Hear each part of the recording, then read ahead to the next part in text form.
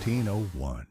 Fall asleep to Hilarious History, The Big Stick and the $1 Billion Baby by Mark Twain. Copyright 2026, James Henderson. Section 1. The Changing of the Guard.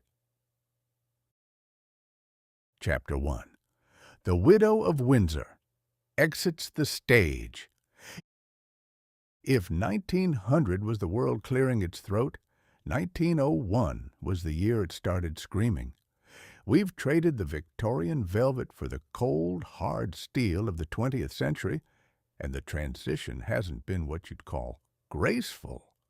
It's more like a man trying to put on a pair of tight trousers while falling down a flight of stairs.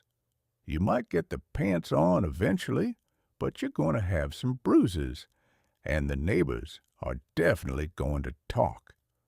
To understand 1901, you have to understand the sheer immovable weight of the woman who started it by leaving it. Queen Victoria, she didn't just rule an empire, she was the furniture of the world.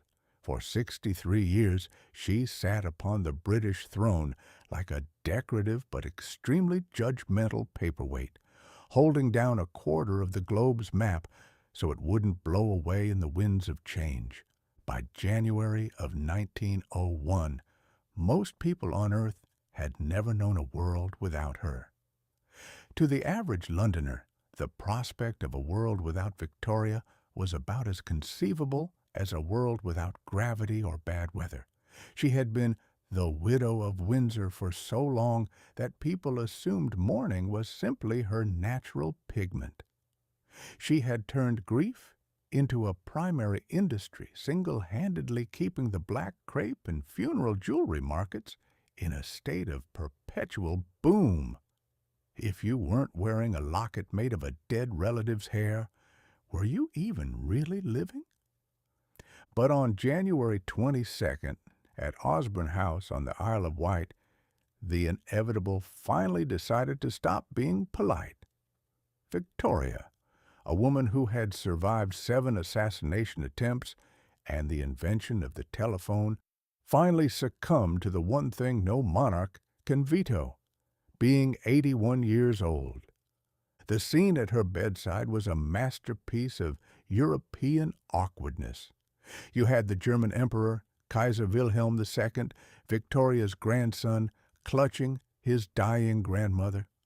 Now, Wilhelm was a man who generally behaved as if he were starring in an opera that no one else had been cast in. He was there, draped in imperial pathos, while the rest of the family shuffled their feet and wondered if this meant they could finally stop wearing stiff collars at dinner. When the news hit the wires, the British Empire experienced something akin to a collective inner ear infection. They had lost their balance. The grandmother of Europe was gone, and she had left behind a house full of squabbling children who all had very large navies and very short tempers. The Victorian era didn't just end, it collapsed like a giant, overstuffed Victorian sofa that had been held together by nothing but sheer willpower and tea.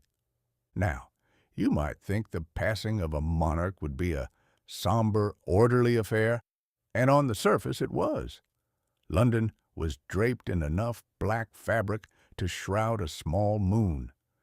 The mood was one of profound, performative gloom. But underneath those veils, the world was secretly checking its pocket watch. There was a frantic, whispered conversation happening in the hallways of power. Does this mean we can stop being Victorian now? Can we turn on the lights? Can we talk about ankles? Is it safe to be modern? The problem was that the empire had forgotten how to function without a grandmother standing over its shoulder, reminding it to wipe its boots and not to annex too many subcontinental territories before finishing its porridge. The new guy in charge was Edward VII, known to his friends, his tailors, and a significant portion of the Parisian demi-monde as Bertie. If Victoria was a cold cup of tea and a stern lecture, Bertie was a magnum of champagne and a weekend at the races.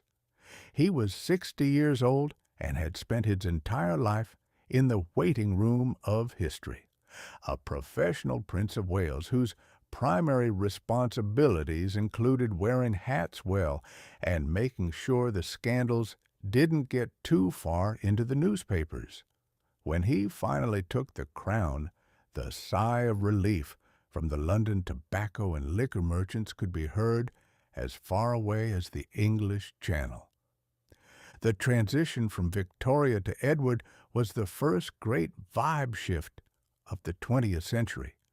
We went from a court that smelled of mothballs and repressed emotions to one that smelled of expensive cigars and "Don't ask where the king was last night."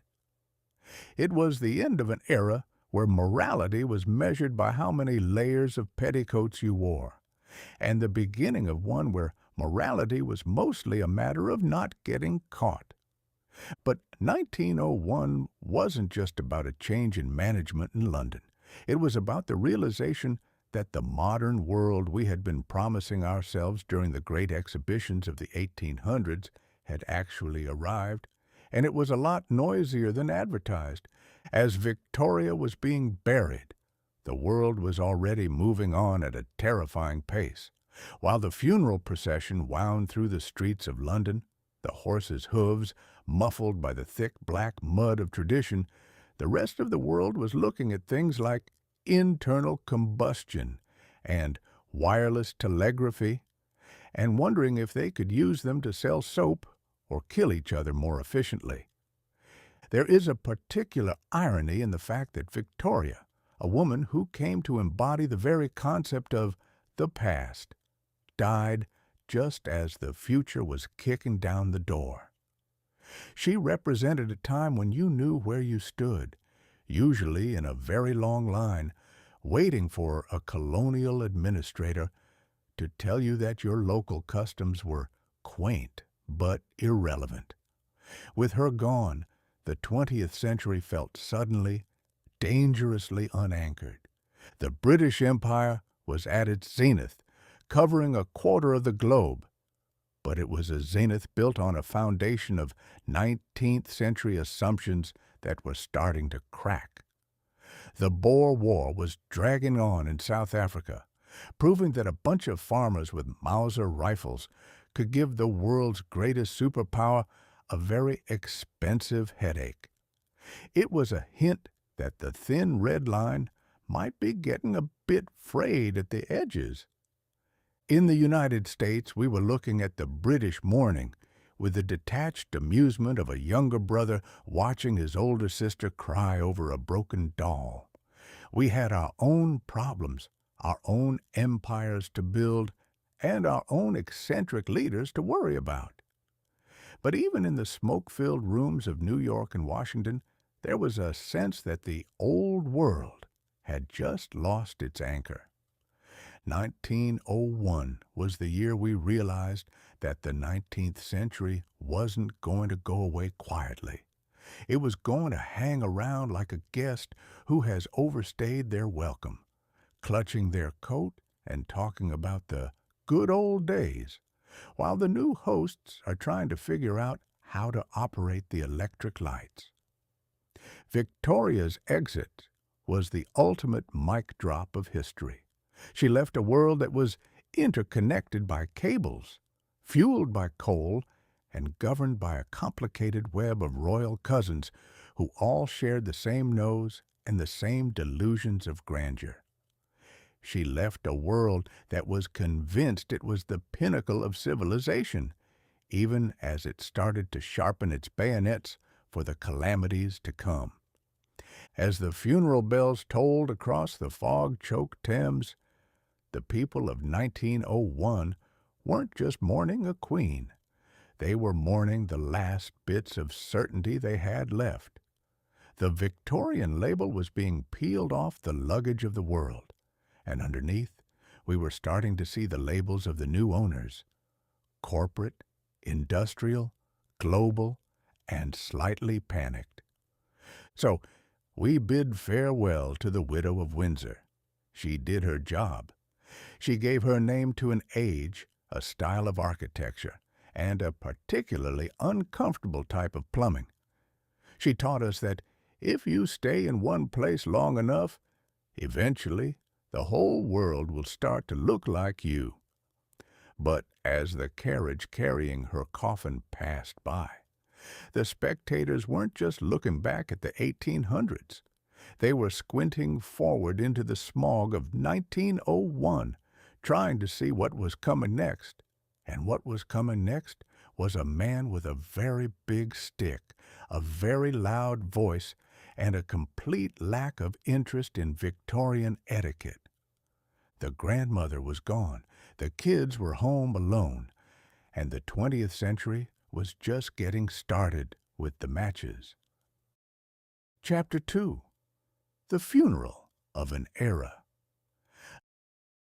London in February of 1901 was less a city and more a very large damp charcoal drawing. If you've ever wondered what it looks like when an entire civilization decides to participate in a coordinated bout of clinical depression, this was it. The capital of the British Empire was draped in enough black crepe to shroud the moon, and the local pigeons were probably the only creatures in town not required by social protocol to wear a dark veil and look as though they'd just swallowed a lemon. The passing of Queen Victoria necessitated a funeral of such tectonic proportions that it threatened to tip the British Isles into the sea. This wasn't just burying a monarch. It was the ultimate liquidation sale of the 19th century. Everything must go. The repressive morality, the heavy mahogany furniture, the belief that a well-tied cravat could prevent a revolution, all of it was being boxed up and sent to the basement of history. But before the world could move on to the modern age, it had to endure the Great Mourning. Now, the Victorians were to mourning what the Romans were to roads, or the French are to existential dread. They were the undisputed professionals. They had rules for everything. There were manuals, thick, terrifying books that dictated exactly how many months you had to remain in full black, when you could transition to half mourning, which allowed for a daring splash of lavender or gray, and exactly how much weeping was required before you could legally attend a garden party without being branded a sociopath. For the funeral of the Queen, these rules were dialed up to 11. Every shop window from Piccadilly to Whitechapel was stripped of its colorful wares and replaced with black drapes. If you were a haberdasher selling red ties, you were basically a public enemy. The economic impact was staggering. The black goods industry was the only thing booming. If you owned a factory that produced black dye, you were currently richer than a Belgian king with a rubber plantation, though hopefully with a slightly better conscience. The funeral procession itself was a masterpiece of Victorian irony. Victoria had spent 40 years obsessed with the ritual of death, yet she had left very specific instructions that she did not want a typical black funeral. She wanted a white funeral. She wanted white horses, a white pall, and a sense of soldier's daughter stoicism. Of course, the British public, having been trained for 6 decades to associate mourning with the color of a coal mine at midnight, largely ignored this. They turned out in their millions, a sea of soot-colored wool and silk, standing in the freezing slush to watch the Victorian era be wheeled away on a gun carriage. Among the mourners, the guest list looked like a who's who of people who would eventually start World War I. You had the new king, Edward VII, looking like a man who had finally been allowed to sit at the grown-ups' table after 60 years of eating with the toddlers. Walking beside him was his nephew, Kaiser Wilhelm II of Germany. Wilhelm is a character who deserves his own satirical footnote in the ledger of human ego. He arrived in London determined to be the most mourner-in-chief person present. He had a gift for turning every event, be it a christening, a wedding, or a state funeral, into a one-man show starring his own sense of destiny. There he was, in his gleaming uniform, clutching his grandmother's hand on her deathbed with a grip that suggested he was trying to absorb her imperial legitimacy through osmosis. At the funeral, he looked less like a grieving grandson and more like a man mentally measuring the distance from London to Berlin for a future invasion. As the procession wound through the streets, the world was secretly checking its pocket watch. Underneath the veils and the stoic expressions, there was a palpable, itchy energy. People were tired. They were tired of the thee and thou of Victorian prose. They were tired of the corsets that made breathing a luxury for the wealthy. They were tired of the crushing weight of character. In the crowd, you could spot the moderns. They were the ones with the slightly shorter hemlines, the ones clutching the newly minted tabloid newspapers that prioritized gossip over God, and the ones who were looking at the steam-powered funeral train not as a symbol of passing, but as a hint of the speed to come. The funeral was the last great performance of the 19th century theater. It was grand, it was slow, and it was incredibly expensive. But even as the pipes wailed and the cannons fired their salutes, the transition was already leaking in. In the back of the crowd, people were talking about the Pan-American Exposition in Buffalo. They were talking about the great oil strike in Texas. They were talking about things that didn't require 60 years of mourning to understand. There is a particular kind of relief that comes when a very old, very stern relative finally leaves the party. You love them, certainly, or at least you've been told you do. But once the door shuts, you can finally unbutton your vest, pour a stiff drink, and say the things you've been holding back. London, and by extension the world, was currently in that awkward moment between the door shutting and the first drink being poured. By the time Victoria was laid to rest at Frogmore beside her beloved Albert, who had been dead so long he was practically a Victorian myth himself, the Victorian brand was officially being liquidated. The Edwardian era was waking up with a hangover and a cigar, ready to see what kind of trouble it could get into. The tragedy of the funeral wasn't just the death of a woman, but the realization that the world she had built was no longer fit for purpose. You can't run a 20th century global economy on 19th century etiquette. You can't govern a world of electricity and internal combustion with the same tools you used for tallow candles and horse-drawn carriages. The widow of Windsor had taken the secret to the old world with her, and she hadn't left the instructions for the new one in her will. So the black crepe was eventually taken down and sold to the next grieving family. The shops put the red ties back in the windows. The Kaiser went back to Berlin to play with his toy boats and dream of glory, and King Edward VII began the arduous task of turning the monarchy into something that could survive a world where the common man was starting to wonder why he needed a king at all. As 1901 dragged itself out of the funeral parlor and into the light of spring, the modern world felt like a teenager who had just inherited a mansion. It was beautiful, it was vast, and it was full of ancient breakable things. We were standing on the threshold, looking at a century that promised us everything and warned us of nothing. The scream was just beginning. The steel was getting colder. And in Buffalo, New York, a group of businessmen were putting the finishing touches on a city of light that was about to show the world that while empires might die, the circus is forever. The Victorian velvet was gone. The big stick was being carved. And the world was about to find out that modernity is just another word for faster disasters. As we leave the damp streets of London, we leave behind the 19th century's final, grandest sigh. The stage is clear. The guard has changed. And in the wings, a man named Leon is checking his handkerchief, and a man named Teddy is checking his pulse. Welcome to the 20th century.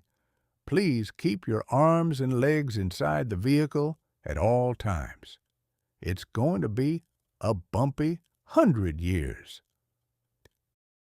Chapter 3. The Pan-American Exposition.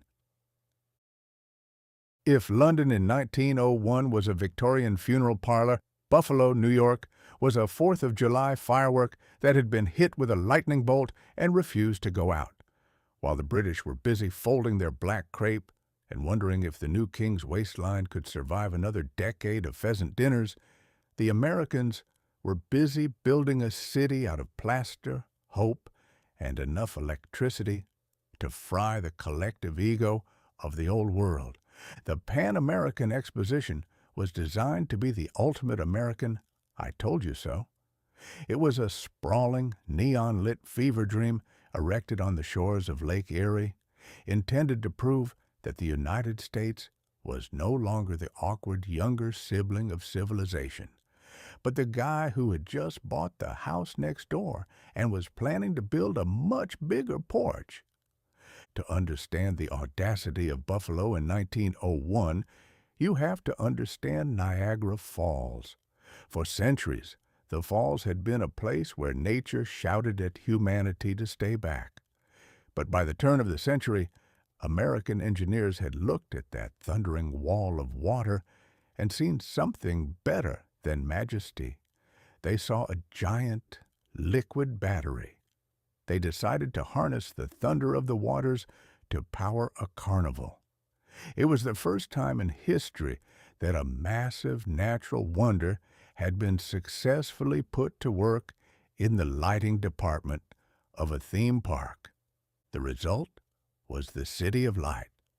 To the average visitor, who likely lived in a house lit by the flickering, soot-heavy glow of kerosene or the occasional suicidal gas jet, walking into the Pan-American Exposition at night was like being hit in the face with the future. There were over 200,000 incandescent bulbs draped over the buildings. They didn't just light the place. They gave it a supernatural, shimmering aura.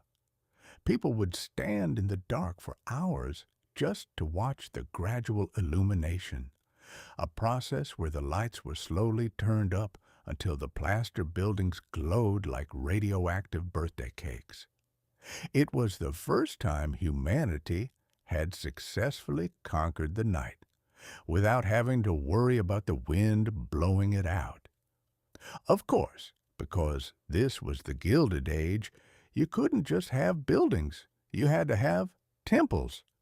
We had a temple of music, a temple of agriculture, and a temple of liberal arts. We were very big on temples back then.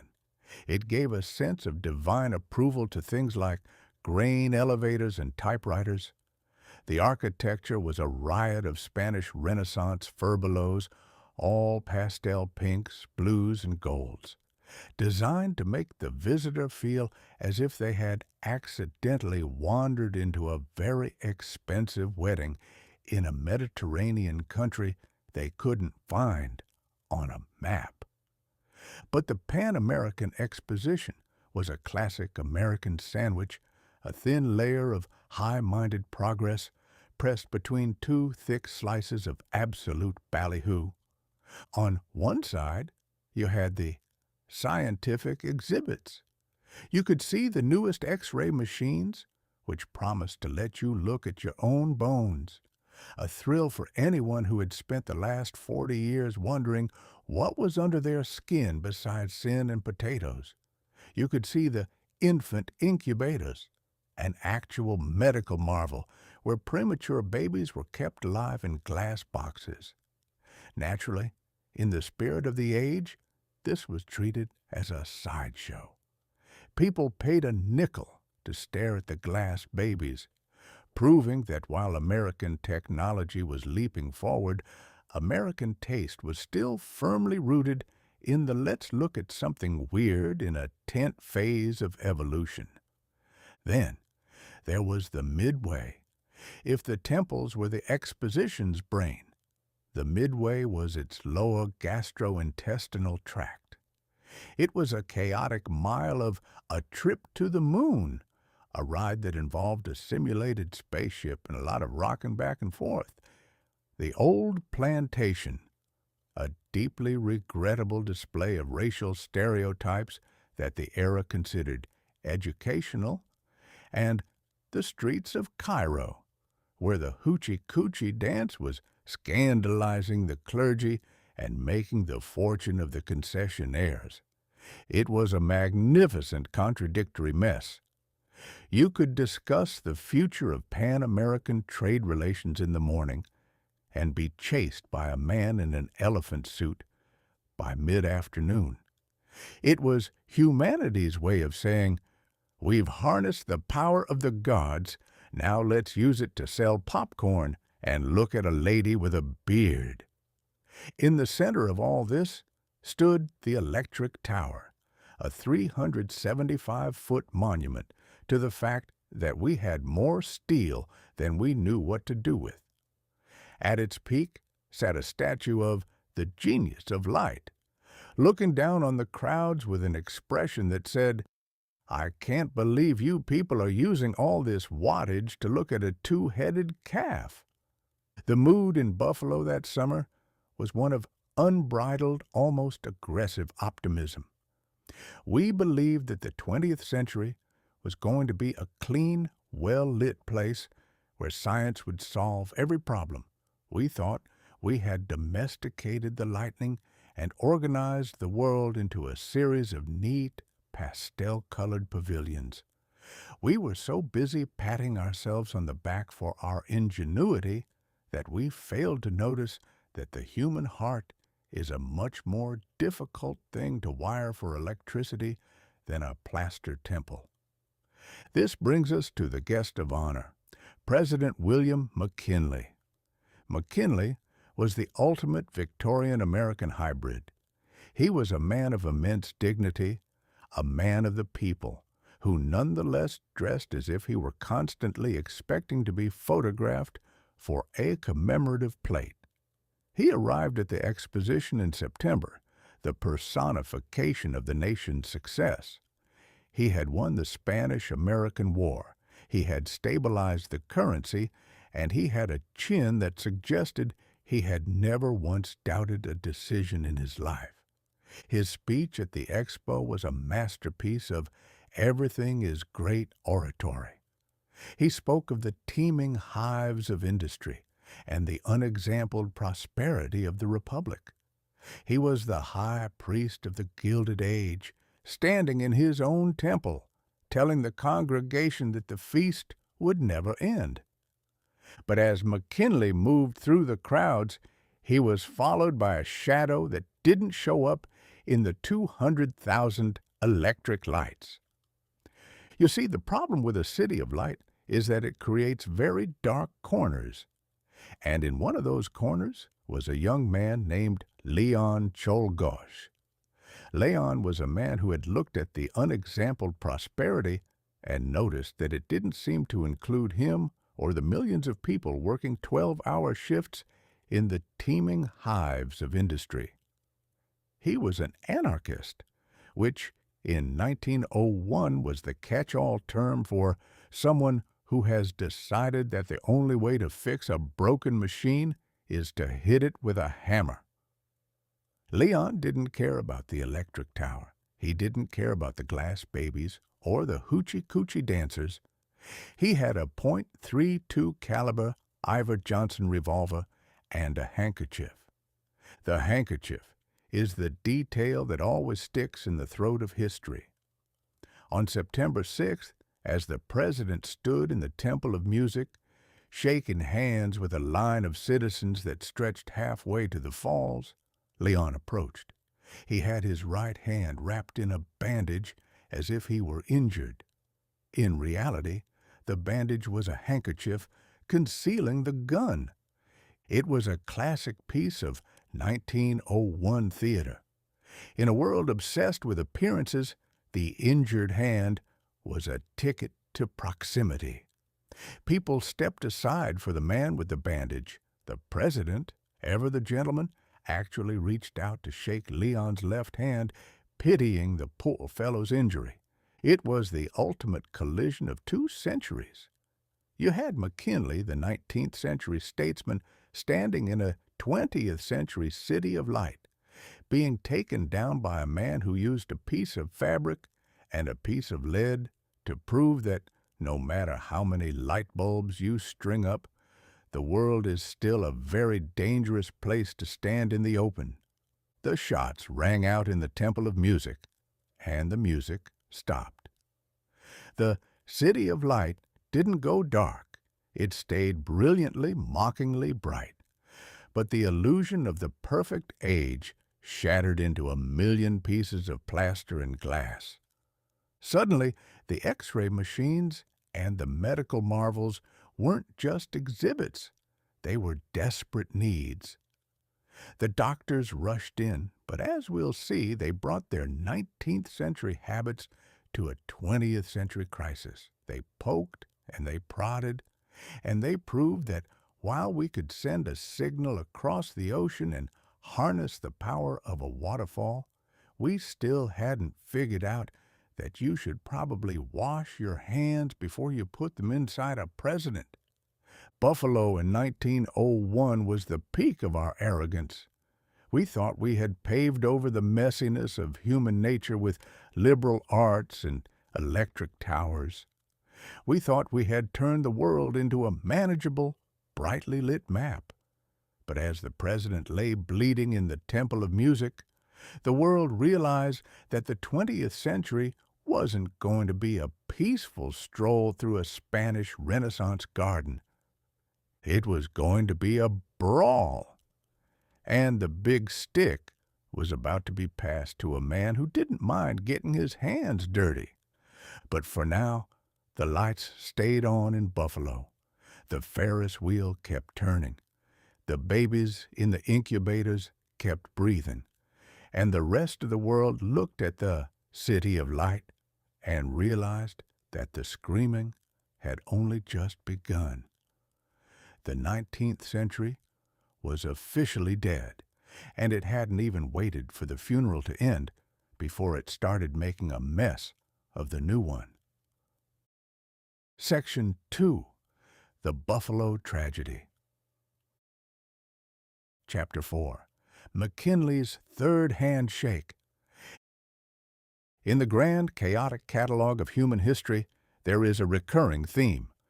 We are remarkably good at building giant, expensive things and remarkably bad at keeping the wrong people out of them.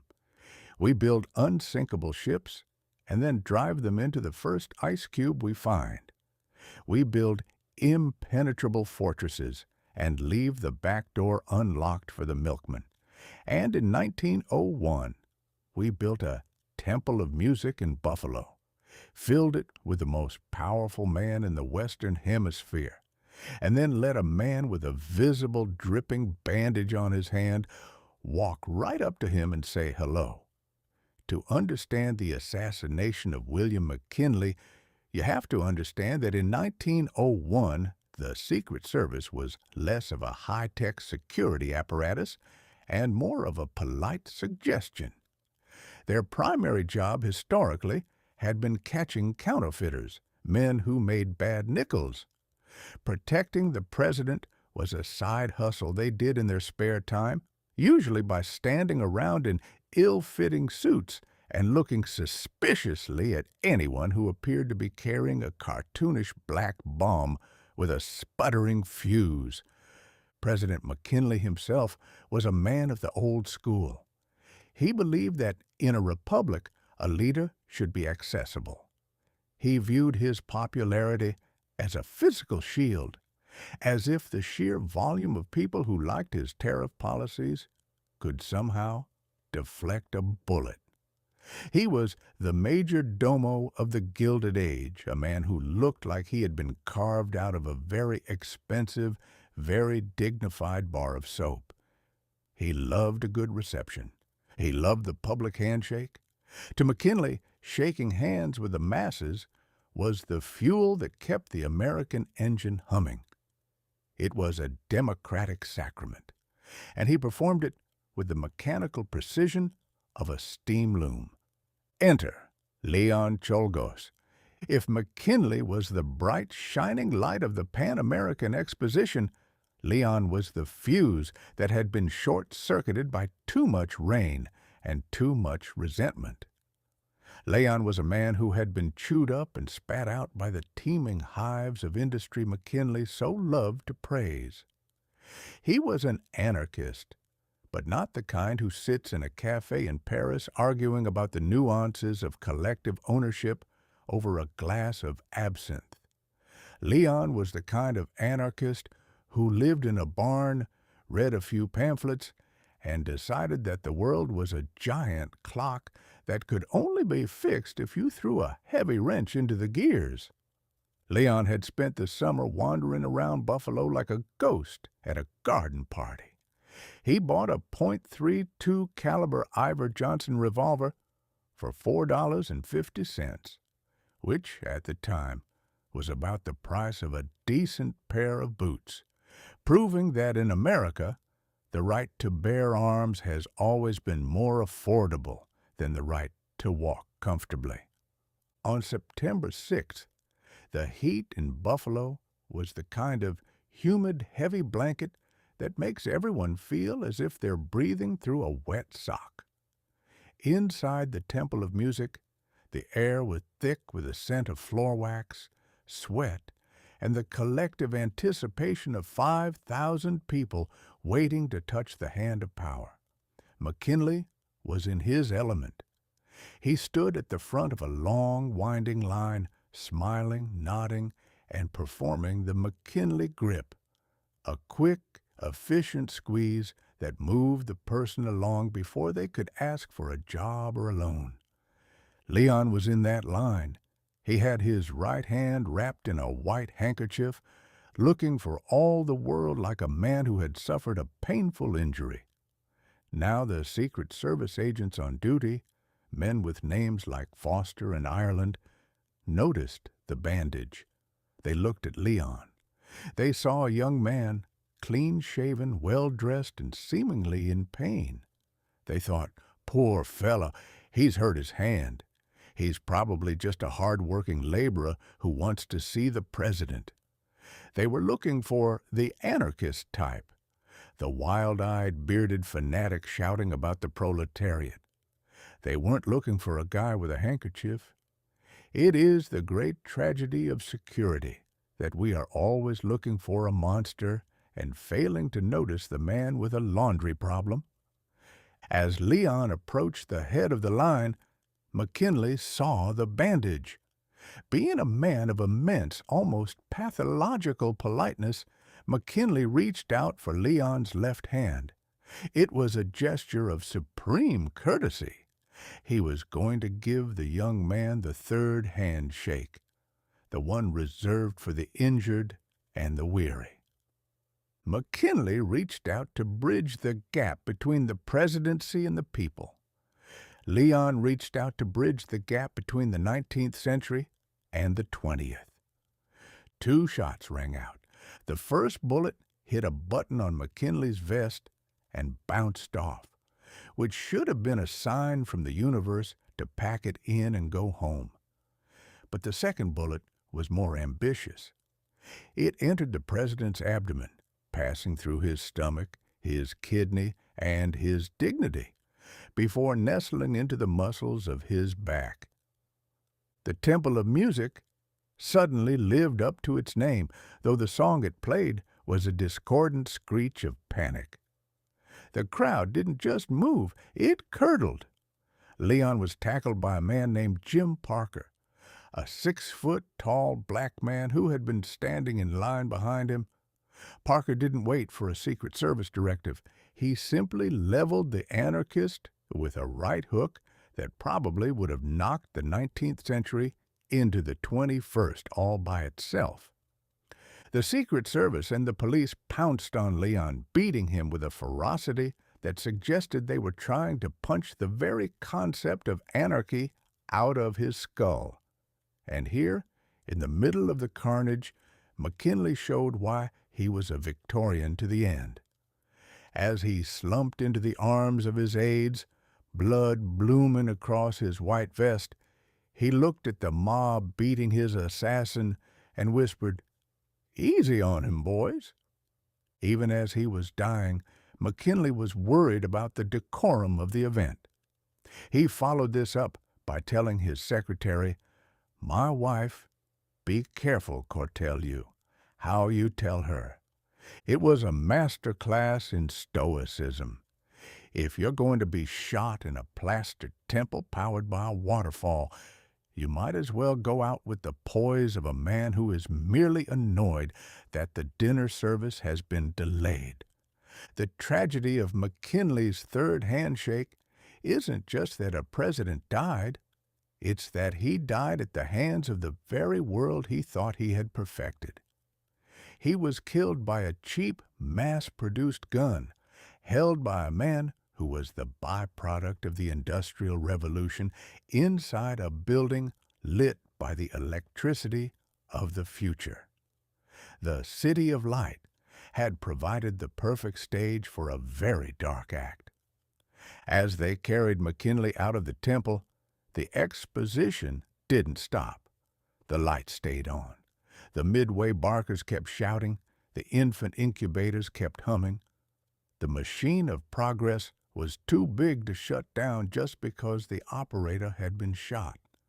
Leon Czolgosz would eventually be executed in the electric chair, another 20th century innovation that used the power of Niagara Falls to solve a human problem. He died saying he wasn't sorry, which is the standard anarchist exit line, usually delivered right before several thousand volts of modernity prove that the state still has the bigger battery. But the real aftermath was happening in the medical tents. You see, the 20th century had provided the gun and the motive, but the 19th century was still in charge of the surgery. There was an X-ray machine just a few hundred yards away, a miracle of science that could have located the bullet in seconds. But the doctors looked at it and decided it was a bit too newfangled for their tastes. They preferred the old ways, the ways of probing, of guessing, and of unwashed fingernails. McKinley survived the shooting. He survived the initial surgery. He even started to feel better, famously asking for a cigar and some toast a few days later. The headlines shouted that the president was recovering. The American spirit had triumphed. The 20th century was safe, but underneath the skin, the 19th century was having the last laugh. Gangrene, that ancient rotting relic of the battlefield, was quietly doing what the anarchists couldn't. It was finishing the job. The third handshake had invited the future in, and the future had brought a gun. Now, the past was going to ensure that the transition wouldn't just be painful, it would be infectious. As McKinley's pulse flickered and faded in a house in Buffalo, a man in the Adirondack wilderness was told to get to a telephone. His name was Theodore Roosevelt. He was young, he was loud, and he had never met a handshake he didn't want to turn into a wrestling match. The era of the soap-carved statesman was ending. The era of the Rough Rider was about to begin. and the world was about to find out that if you thought the 19th century was loud, you hadn't heard anything yet. The Temple of Music was quiet now, but outside, the turbines were still spinning. The 20th century had its first martyr, its first villain, and its first lesson. In the New World, the light doesn't just show you the way forward. It makes you a much easier target. Chapter 5. The Doctors and the X-ray Machine. If the Pan-American Exposition was a monument to what man could achieve when he finally stopped hitting things with rocks and started hitting them with volts, the medical tent where William McKinley lay was a monument to the fact that, deep down, man still really missed the rocks. We had just spent a decade celebrating the Gilded Age, a period where we gilded everything from the ceilings of mansions to the reputations of crooked politicians.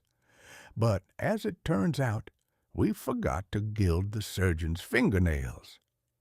In the medical world of 1901, science was a very fancy hat that a doctor wore while he performed procedures that would have made a medieval blacksmith look like a pioneer of hygiene. When the bullets from Leon Czolgosz's Ivor Johnson found their mark, the City of Light suddenly found itself in a very dark predicament. The leader of the free world had two holes in him that shouldn't have been there, and the people tasked with plugging them were about to prove that tradition is the most effective form of sabotage ever devised by the human ego. The gynecologist and the abdomen. The first stroke of luck, which in 1901 was usually a synonym for the beginning of the end, was the arrival of Dr. Matthew Mann. Dr. Mann was a highly respected physician. He was an expert, a scholar, and a gentleman. The only slight nagging issue was that Dr. Mann was a gynecologist. Now, there is nothing wrong with being a gynecologist, but if you are a man who has been shot in the stomach, you generally want a surgeon whose primary professional interest involves the digestive tract, not the reproductive one. It's a bit like calling a world-class piano tuner because your steam engine has a localized explosion in the boiler. They're both technically mechanics, but the tools and the targets are tragically mismatched because the official presidential surgeon was out of town, presumably attending a convention on how to look more dignified in a top hat. Dr. Mann stepped up. He was the man on the spot, and in 1901, being on the spot was considered a valid substitute for being qualified for this specific catastrophe. The mirror in the City of Light. The operating room was a makeshift affair in the Exposition's emergency hospital.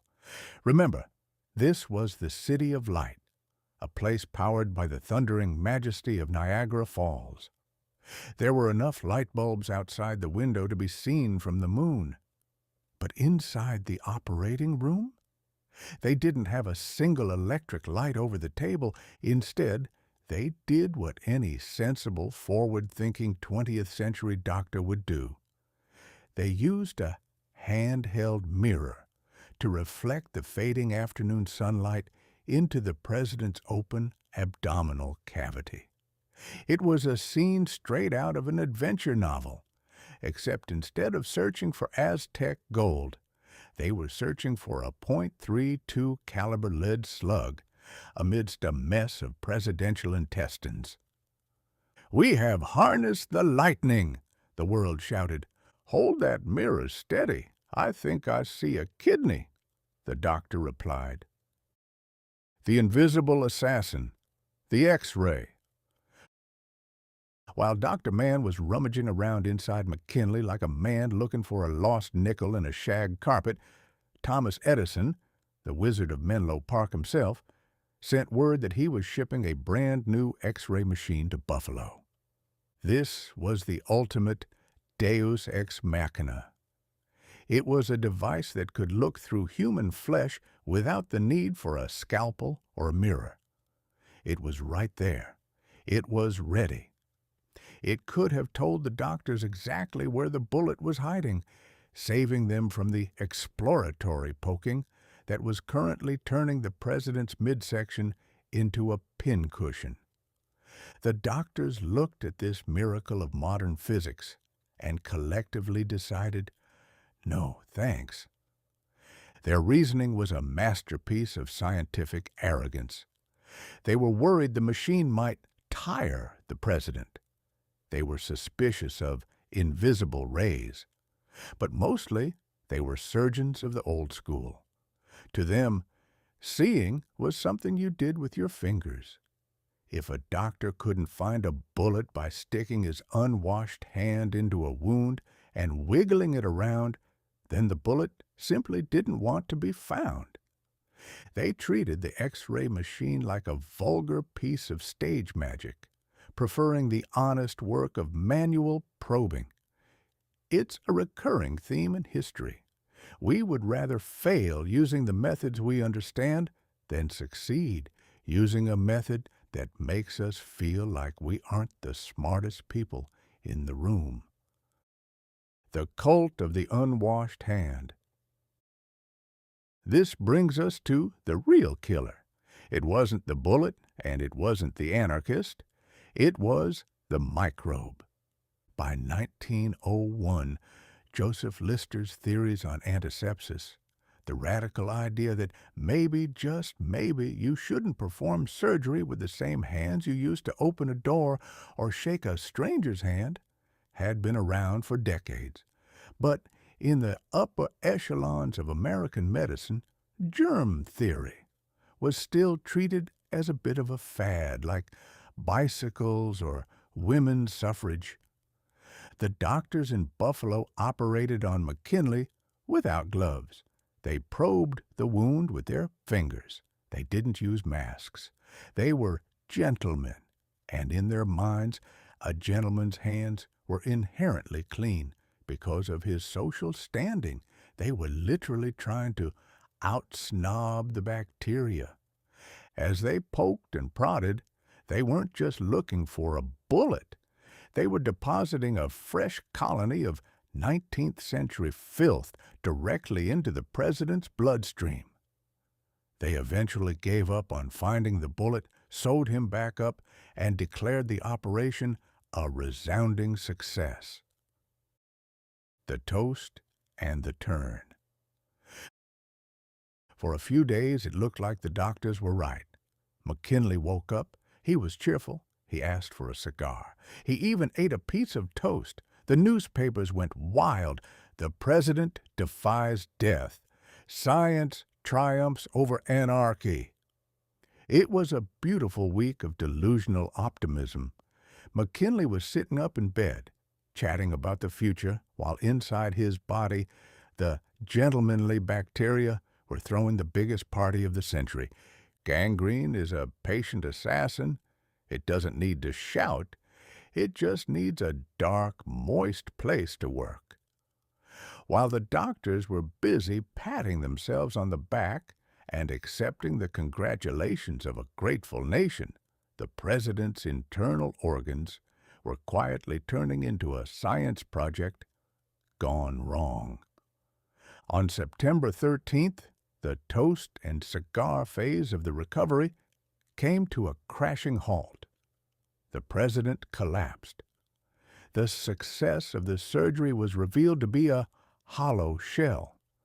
The bullet was still in there, the infection had taken hold, and the 19th century medical mind had no answer for the 20th century reality of systemic sepsis.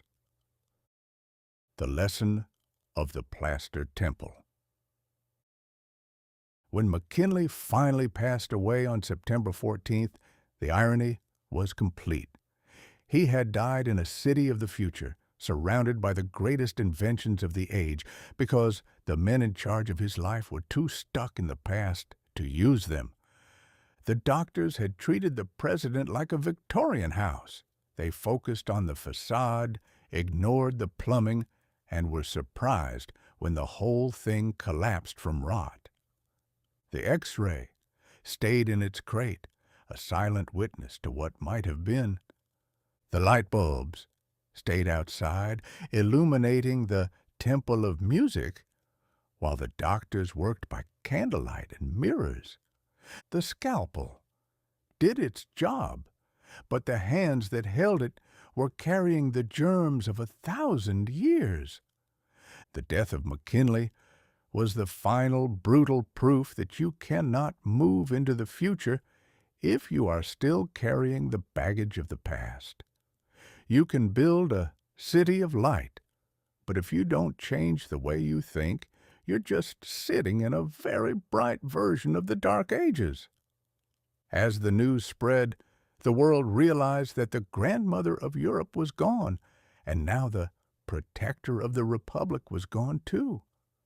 The 20th century was no longer a theory. It was a cold, hard fact. And as the doctors slunk back into the shadows of their failed success, a man with a pair of spectacles and a terrifying amount of energy was stepping off a train. Teddy Roosevelt was coming. He believed in X-rays, he believed in germs, and he believed that if the world was going to be a city of light, he was going to be the one holding the switch. The funeral for McKinley was grand, but it was also a funeral for the idea that expert tradition was enough to save us. From now on, we would have to be faster, cleaner, and a lot less certain of our own dignity. The 19th century had officially run out of toast. It was time for the Rough Rider to take the reins. Chapter 6. The Ascent of the Rough Rider. If the 19th century was a slow-moving, dignified funeral procession, the ascension of Theodore Roosevelt was a stagecoach robbery, led by a man who had forgotten to bring a mask, but had remembered to bring an extra set of teeth. On September 14, 1901, the United States officially moved from the Gilded Age to the Caffeinated Age. William McKinley, a man who looked like he had been born in a three-piece suit and would likely have found the concept of leisure a bit vulgar, was gone. In his place stood a man who viewed a 6-mile hike through a swamp as a relaxing Sunday stroll, and who once gave a 90-minute speech after being shot in the chest, primarily because he didn't want to waste the audience's time. The way Roosevelt became president was a masterpiece of unintentional drama. When McKinley was first shot in Buffalo TR, as everyone called him, mostly because Theodore took too long to say, and he was usually already in the next room by the time you reached the third syllable, was told the president would recover. Being a man who couldn't sit still for more than 11 seconds without attempting to wrestle a bear or write a 4-volume history of the Naval War of 1812, TR did what any sensible vice president would do. He went to the Adirondacks to climb a mountain. He was literally standing on the summit of Mount Marcy, looking down at the clouds and wondering if he could convince them to organize into a more efficient military formation, when a messenger arrived with the news. McKinley was dying. Roosevelt had to get to Buffalo.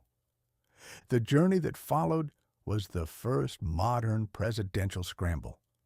It involved a midnight buckboard ride over treacherous, mud-slicked mountain roads, a high-speed train that pushed the limits of steam engine physics, and a vice president who was probably shouting "bully" at every pothole they hit.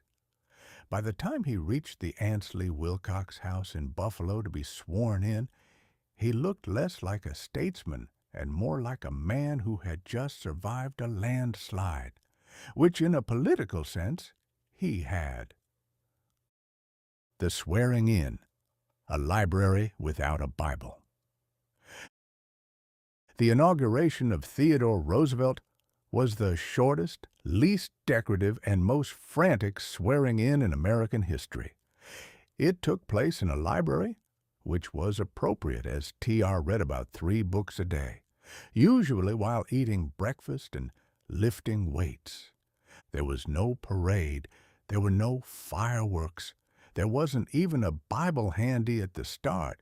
They had to scramble to find one, which is a bit like a chef forgetting his salt. But when you're replacing a murdered president, people tend to overlook the logistical hiccups. Roosevelt stood there, his jaw set like a granite shelf, his spectacles gleaming with the reflected light of a century that was finally keeping up with him. At 42, he was the youngest president in the history of the Republic. The old guard of the Republican Party, men like Mark Hanna, who famously referred to Roosevelt as "that damned cowboy," watched the ceremony with the kind of expression usually reserved for people watching a toddler play with a loaded cannon.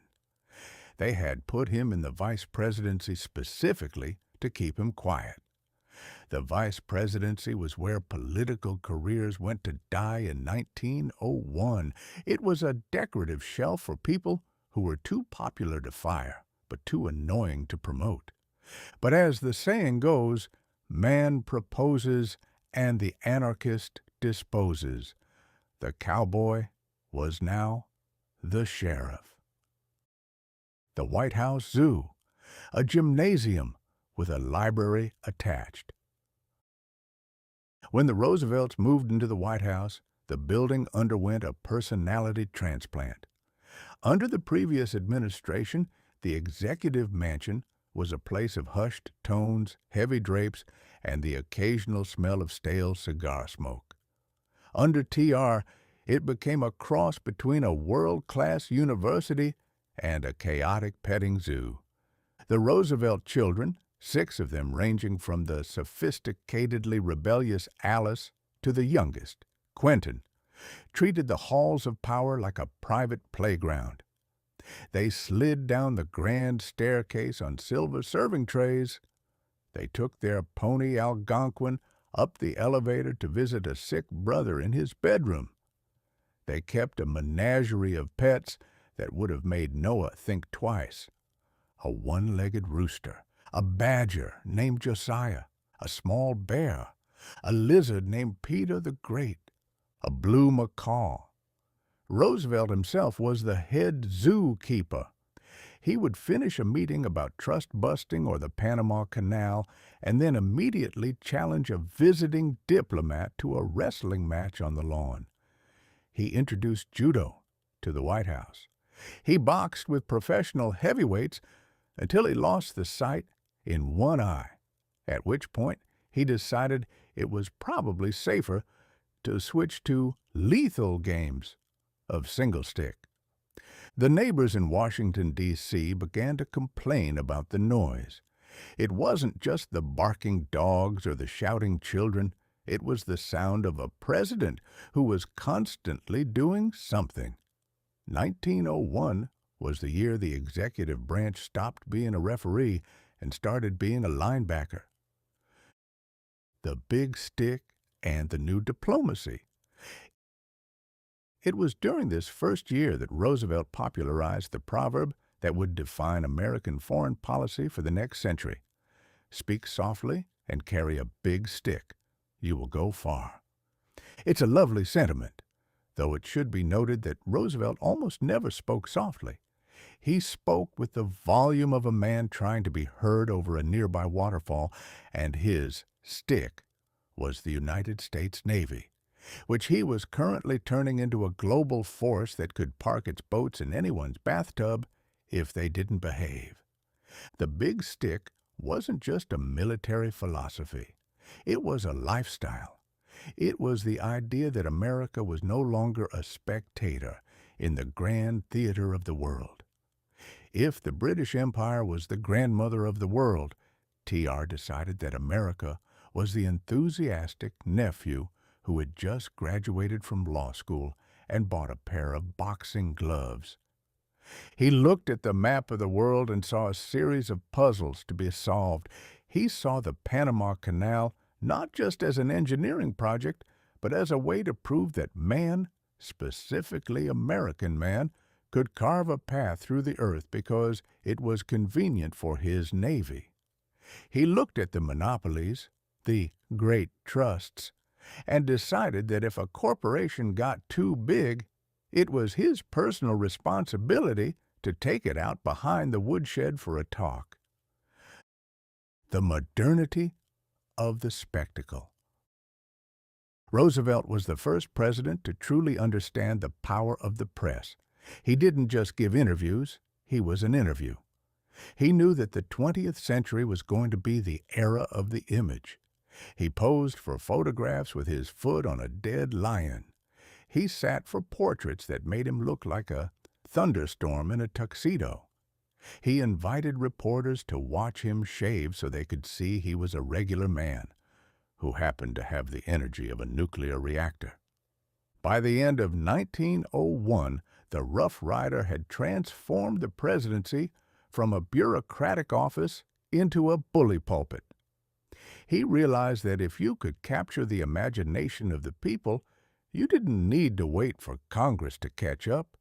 You could lead by sheer force of personality.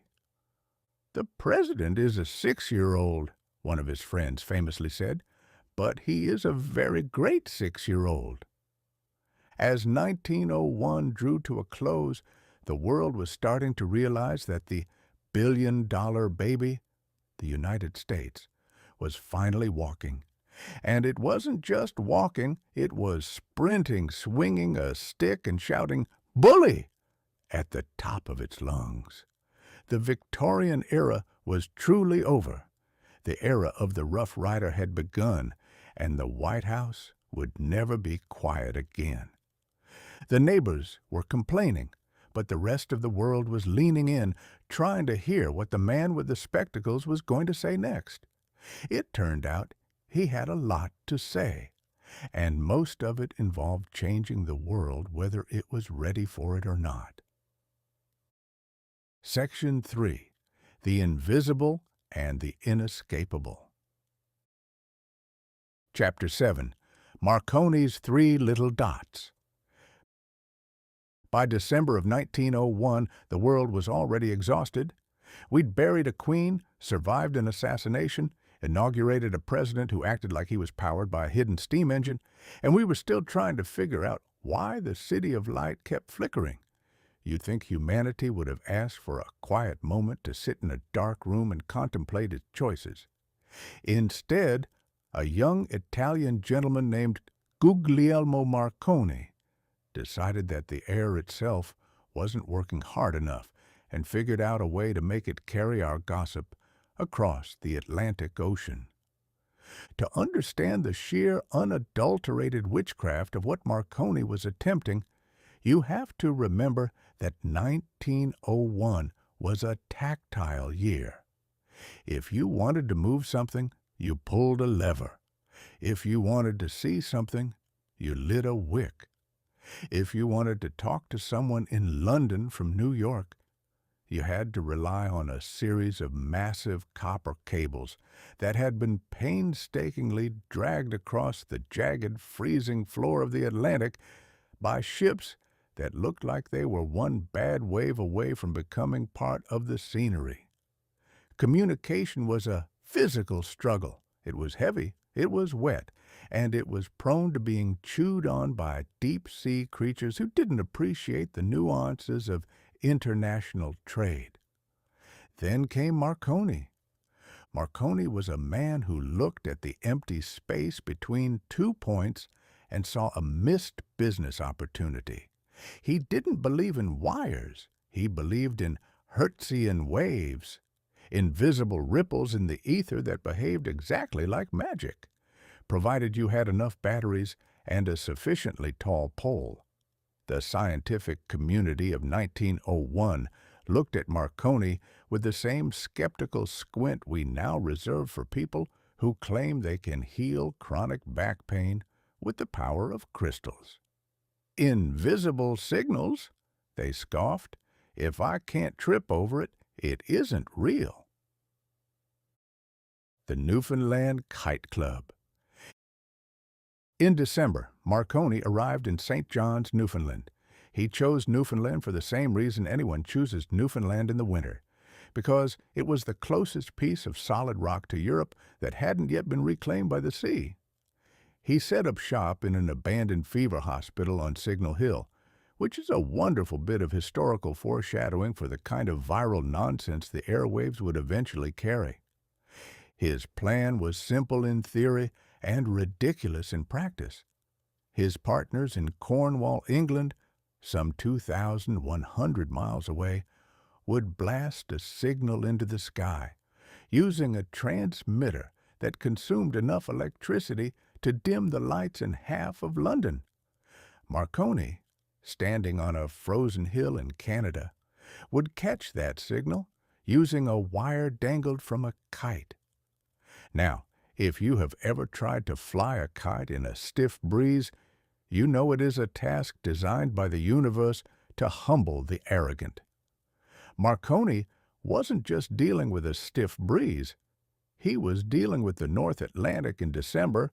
His first kite, a massive thing called a Levant, was promptly torn to shreds by the wind and sent to live with the fish. His second kite escaped and headed for the North Pole. Finally, he managed to get a hexagonal kite into the air, trailing 400 feet of wire.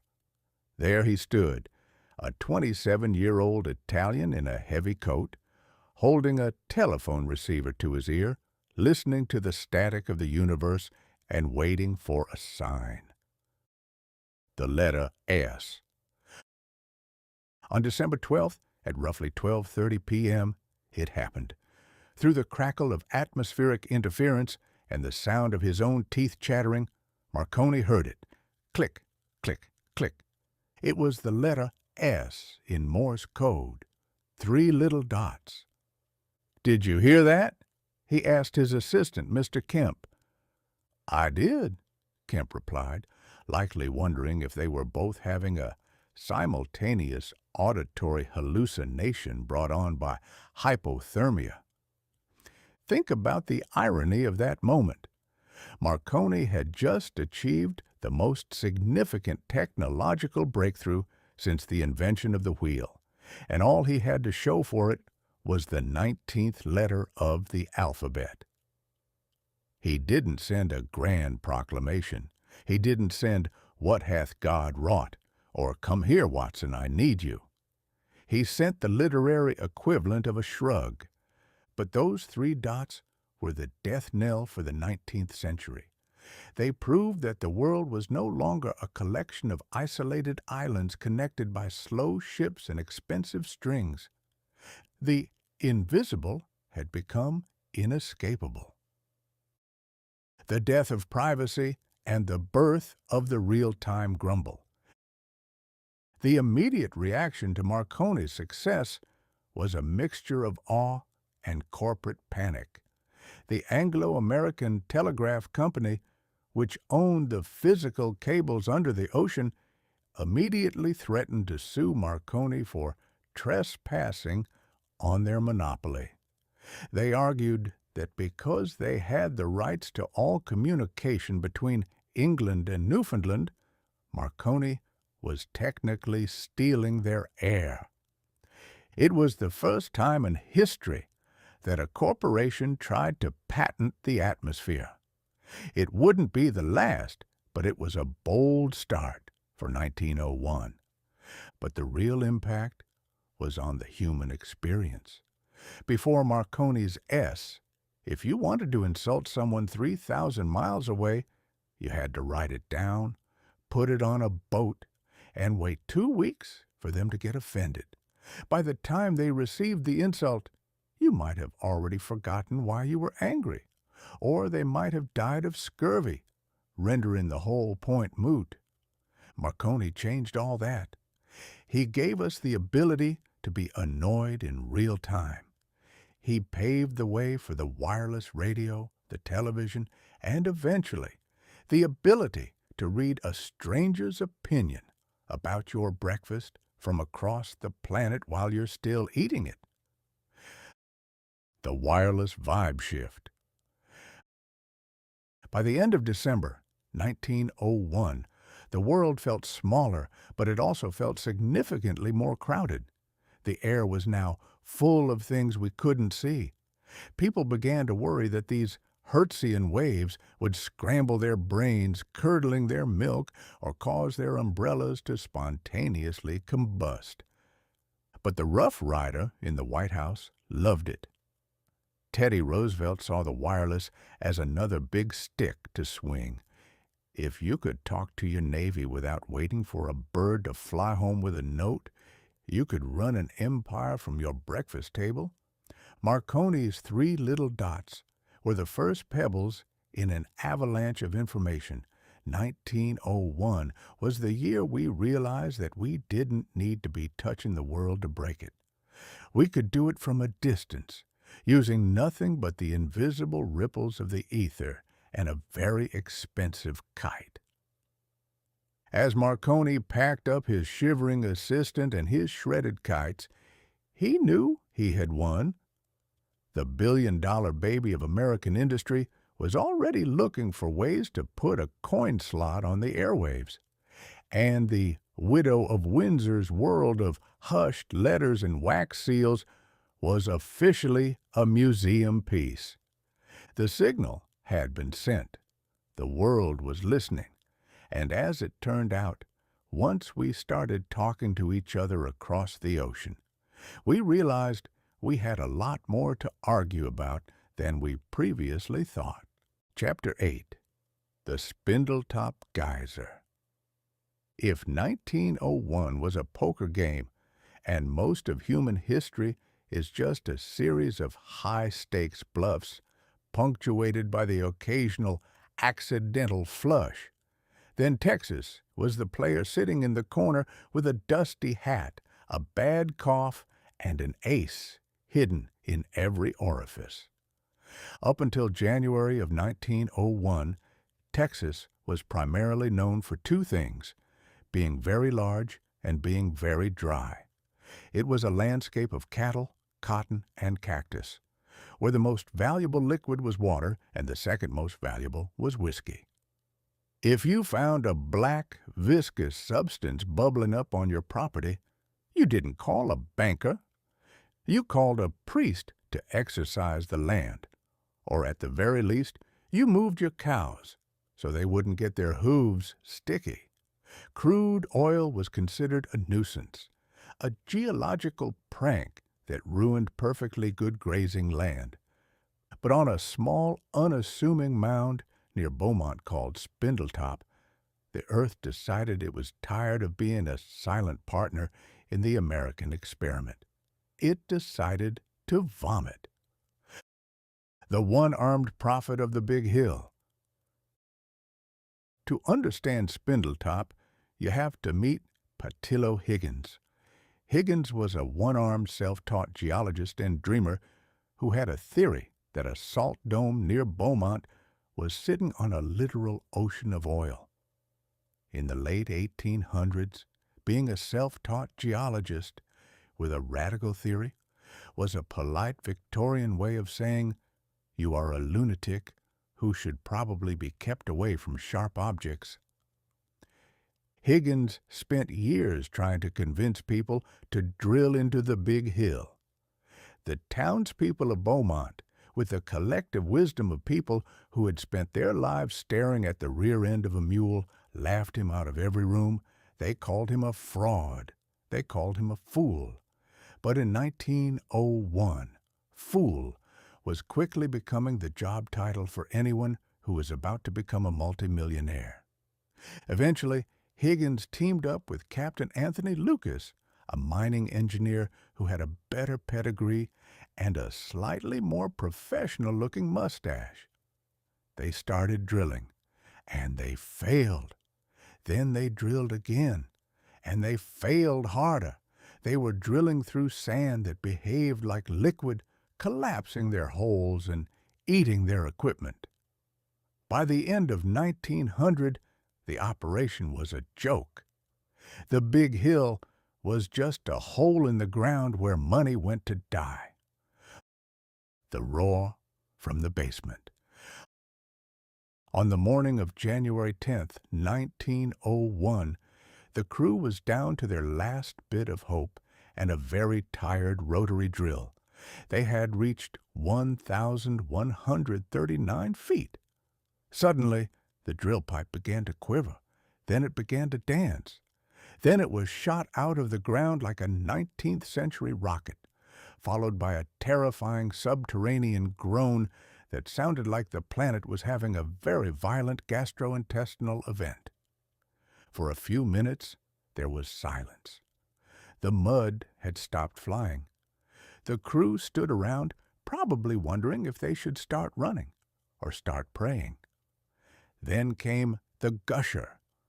A column of black crude oil 6 inches wide roared out of the earth and shot 150 feet into the air, twice the height of the derrick. It wasn't a leak. It was a geyser. It was the Earth's way of saying, "I've been holding this in for a few million years, and you're going to sit there and watch me finish." The Lucas gusher was producing 100,000 barrels of oil a day. To put that in perspective, at that moment, the entire world's production of oil was roughly not much more than that. One hole in a Texas field was suddenly producing more oil than the entire rest of the United States combined. The Great Oily Baptism. The immediate problem with finding an ocean of oil is that you have no place to put it. For 9 days, the geyser roared unchecked. The surrounding landscape turned into a black lake. The air in Beaumont smelled like a combination of a grease fire and a very wealthy skunk. People were terrified that a single spark would turn the entire county into a giant Roman candle. But once the lake of oil was contained, the real madness began. Beaumont, which had been a sleepy lumber town of 9,000 people, suddenly became the center of the universe. Within weeks, the population swelled to 50,000. People arrived on trains, on horseback, and on foot, all possessed by the black gold fever. It was a beautiful, chaotic display of American greed.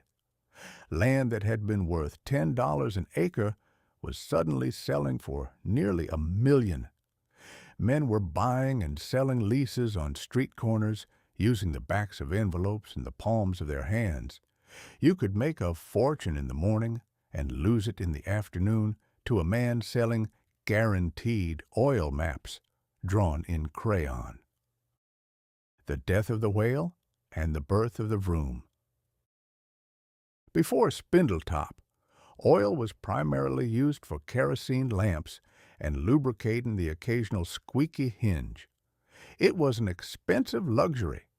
If you wanted to see at night, you either used gas, expensive electricity, or you relied on the noble sacrifice of a whale. Spindletop changed the math of civilization. Suddenly, oil was so cheap and so plentiful that it became a viable fuel for everything. It was the Texas tea that would fuel the 20th century, the Standard Oil monopoly. Up until 1901, John D. Rockefeller and Standard Oil owned the industry. They were the apex predators. But Spindletop was so big, so sudden, and so far outside their grasp that it broke the monopoly. It gave birth to Gulf Oil, Texaco, and Humble, which became Exxon. It was the first time the Gilded Age giants realized that the Earth could manufacture new competitors faster than they could buy them out. The internal combustion engine. In 1901, the car was still a toy for rich eccentrics who liked to wear goggles and get stuck in the mud. But with a seemingly infinite supply of cheap gasoline, the car suddenly became a practical reality. Spindletop provided the juice that allowed Henry Ford to dream of a world where every man had a steering wheel and a mortgage. The end of coal's reign. Coal was the king of the 19th century. It was heavy, it was dirty, and it required a small army of men with shovels to move it. Oil was liquid, it could be piped, it could be pumped. It was the transition from a solid economy to a liquid one. The satirical reality. The irony of Spindletop is that the men who found it, Higgins and Lucas, didn't end up as the richest men in the world. They were the pioneers, and pioneers are usually the ones who get the arrows while the settlers get the land. The real money was made by the bankers in New York and the speculators who moved in with more lawyers than drill bits. 1901 was the year Texas stopped being the West and started being the bank. The cowboy was replaced by the wildcatter. The Stetson stayed, but the horse was eventually traded for a Cadillac. As the geyser at Spindletop was finally capped, the world realized that the rules of power had shifted. The 20th century wouldn't be won by the people with the most land or the most gold. It would be won by the people with the most oil. We had traded the widow of Windsor's velvet for the Lone Star's crude. The air was getting thicker, the machines were getting faster, and Texas was laughing all the way to the refinery. The age of petroleum had arrived, and it didn't care about your Victorian sensibilities. It just wanted to know if you had a tank big enough to hold the future. Chapter 9. The Billion-Dollar Monopoly. In the year 1901, the concept of a billion was not something a person encountered in polite conversation or even in impolite conversation. A billion was a mathematical abstraction, a number reserved for astronomers measuring the distance to stars, or for theologians attempting to count the sins of a particularly busy city. To the average citizen of 1901, whose annual salary might hover around $500 if they were lucky and didn't spend too much time breathing, $1 billion was essentially infinity with a dollar sign attached to it. But J.P. Morgan did not deal in abstractions. He dealt in steel, railroads, and the kind of power that makes kings look like they're just minding the store for someone else. The clash of the titans. To understand the birth of U.S. Steel, you have to understand the two men who decided to play king of the mountain with the American economy. On one side, you had Andrew Carnegie. Carnegie was a tiny, white-bearded Scotsman who had started his career as a bobbin boy in a textile mill and ended it as the undisputed master of American steel. He was a man of contradictions. He wrote books about how it was a disgrace to die rich, while simultaneously squeezing his workers until they squeaked. He built libraries by the thousands, but was perfectly comfortable with the bloodshed at the Homestead strike. He was a philanthropist with a capital P, but he earned the money for that philanthropy with a capital Get Back to Work. On the other side stood John Pierpont Morgan. If Carnegie was a chirpy, ruthless bird, Morgan was a mountain range with a cigar. He was the ultimate money trust. He didn't build things. He organized things. He looked at the chaotic, competitive landscape of American industry, where companies were constantly trying to undersell each other and, heaven forbid, provide better service for lower prices, and he found it untidy. Morgan hated competition.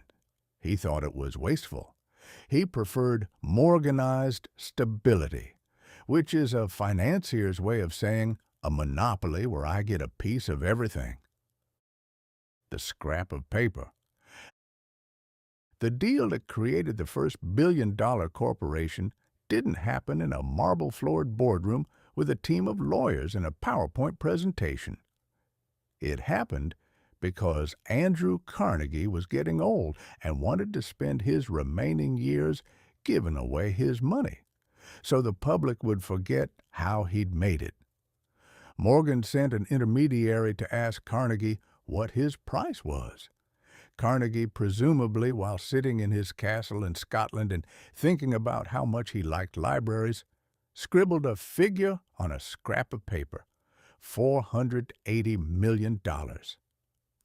In 1901, that was enough money to buy several small European countries and still have enough left over to give everyone in New York a free hat. When the paper was handed to Morgan, he didn't blink. He didn't haggle. He didn't ask for a discount because the edges of the paper were smudged. He simply said, "I accept." A few weeks later, when the two men met on a steamship, Carnegie supposedly said, "I think I should have asked for another $100 million. Morgan, with the cold, predatory grace of a shark that has just swallowed a very expensive tuna, replied, "If you had, I should have paid it." The birth of the billion-dollar baby. On March 2, 1901, Morgan consolidated Carnegie Steel with several other major players to form United States Steel. It was the first corporation in history with a market capitalization of over $1.4 billion. This wasn't just a company. It was a sovereign state that happened to manufacture girders. At its birth, U.S. Steel controlled two-thirds of the entire steel output of the United States, owned its own mines, its own railroads, and its own fleet of steamships, employed more people than the standing armies of several major powers, had a budget larger than the entire U.S. federal government's spending just a few years prior. The billion-dollar baby was born screaming, and its breath smelled like coal smoke and dividends. It was the ultimate trust, the final boss of the Gilded Age. It proved that in the 20th century, the individual was a relic. The future belonged to the corporation, a legal entity that had the rights of a person but none of the inconveniences like a conscience or a heartbeat. The satirical view from the bottom. "I've seen $1 billion once. It looked like a lot of people who were very tired of working for 5 cents an hour. From the top of J.P. Morgan's nose, the world looked like a giant, orderly spreadsheet. From the bottom, from the perspective of the man shoveling coal into a blast furnace in Pittsburgh, the billion-dollar monopoly looked a lot like the old feudal system, just with more soot. The formation of U.S. Steel was the moment the American dream of the rugged individualist met the American reality of the industrial machine. You could still work hard and pull yourself up by your bootstraps. But J.P. Morgan owned the factory that made the boots, the store that sold the straps, and the bank that held the mortgage on your feet. The irony of 1901 is that while we were celebrating the billion-dollar milestone as a sign of progress, we were also starting to realize that a company that big was essentially a shadow government. It could dictate prices, crush unions, and influence elections without ever having to stand for a vote. The aftermath: Carnegie's guilt and Morgan's glory. Carnegie took his $480 million and went on a philanthropic rampage. He built 2,509 libraries. He bought pipe organs for churches. He established peace endowments. He spent the rest of his life trying to outrun the ghost of his own ruthlessness. It's a uniquely American tradition. Spend the first half of your life making everyone miserable to get the money, and the second half spending the money to make everyone forget you made them miserable. Morgan, meanwhile, didn't bother with the guilt. He kept Morganizing. He saved the U.S. Treasury from collapse twice.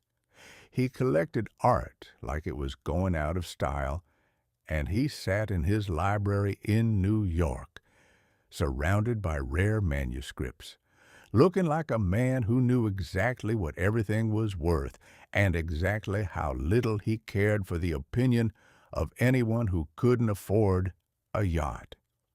"You can do business with anyone," Morgan famously said, "but you can only sail with a gentleman." In 1901, gentleman was defined as someone who has at least 9 zeros in their bank account. The legacy of $1.4 billion. As 1901 moved into Section 4, the world was left to grapple with the sheer scale of the new economy. We had harnessed the lightning in Buffalo, we had tapped the oil in Texas, and now we had consolidated the steel in Pittsburgh. The 20th century was no longer a collection of shops and farms. It was a massive, interconnected gears and grease machine. And J.P. Morgan was the man with the oil can, making sure the gears kept turning in his direction. The billion-dollar monopoly was the final proof that the grandmother of Europe was truly dead. Queen Victoria's world was one of land and titles. Morgan's world was one of stocks and bonds. You can't inherit $1 billion of steel production. You have to take it. The Gilded Age was tarnishing, yes, but the steel underneath was harder than anything we'd seen before. And as we looked toward the new Nobel Prizes and the birth of Australia, we did so with the realization that the world was now owned by men who didn't care about your family tree. They only cared about your balance sheet. Section 4. The Price of Peace. Chapter 10. The First Nobel Prizes. Alfred Nobel was a man who spent the better part of his life making it significantly easier for people to be in two places at once, usually by blowing them into 2 different zip codes. He was the king of dynamite, the merchant of death, and the man who realized, perhaps a bit too late, that while inventing a way to move mountains is great for civil engineering, it's also remarkably effective at moving human beings into the afterlife. In 1888, a French newspaper accidentally published Alfred's obituary when his brother Ludwig died. The headline read, "The Merchant of Death is dead." It went on to describe Alfred as a man who had become rich by finding ways to kill more people faster than ever before. Most of us, upon reading our own obituary, would probably just be relieved to find out we don't have to go to work on Monday. But Alfred was a sensitive soul with a legacy problem. He didn't want his tombstone to be a warning to future generations. He wanted a rebranding. And so, he did what any guilt-ridden billionaire does. He wrote a will that turned his explosive fortune into a get-out-of-purgatory free card. On December 10, 1901, the 5th anniversary of his death, the first Nobel Prizes were awarded. It was the ultimate irony. The world's most prestigious awards for peace, science, and literature were being funded by the proceeds of the destroyer of mountains. It was like a professional arsonist funding a world-class fire department. Ironic, certainly, but the checks were signed in gold, and in 1901, nobody was in a position to be picky about the source of the ink. Physics, the man who made skin optional. The first Nobel Prize in Physics went to Wilhelm Röntgen, the man who discovered X-rays. As we've already seen in Buffalo, the medical community of 1901 treated X-rays with the same suspicion a cat treats a vacuum cleaner. But the Nobel Committee was a bit more forward-thinking. Röntgen's discovery was the ultimate modern miracle. He had found a way to see through the Victorian layers of wool, corset, and modesty to the cold, hard reality of the skeleton beneath. It was the end of privacy as we knew it. For the first time in history, you couldn't hide your secrets. A technician with a glass tube could see exactly what you'd had for lunch and whether or not you'd swallowed a penny as a child. Röntgen, being a true scientist, refused to patent his discovery.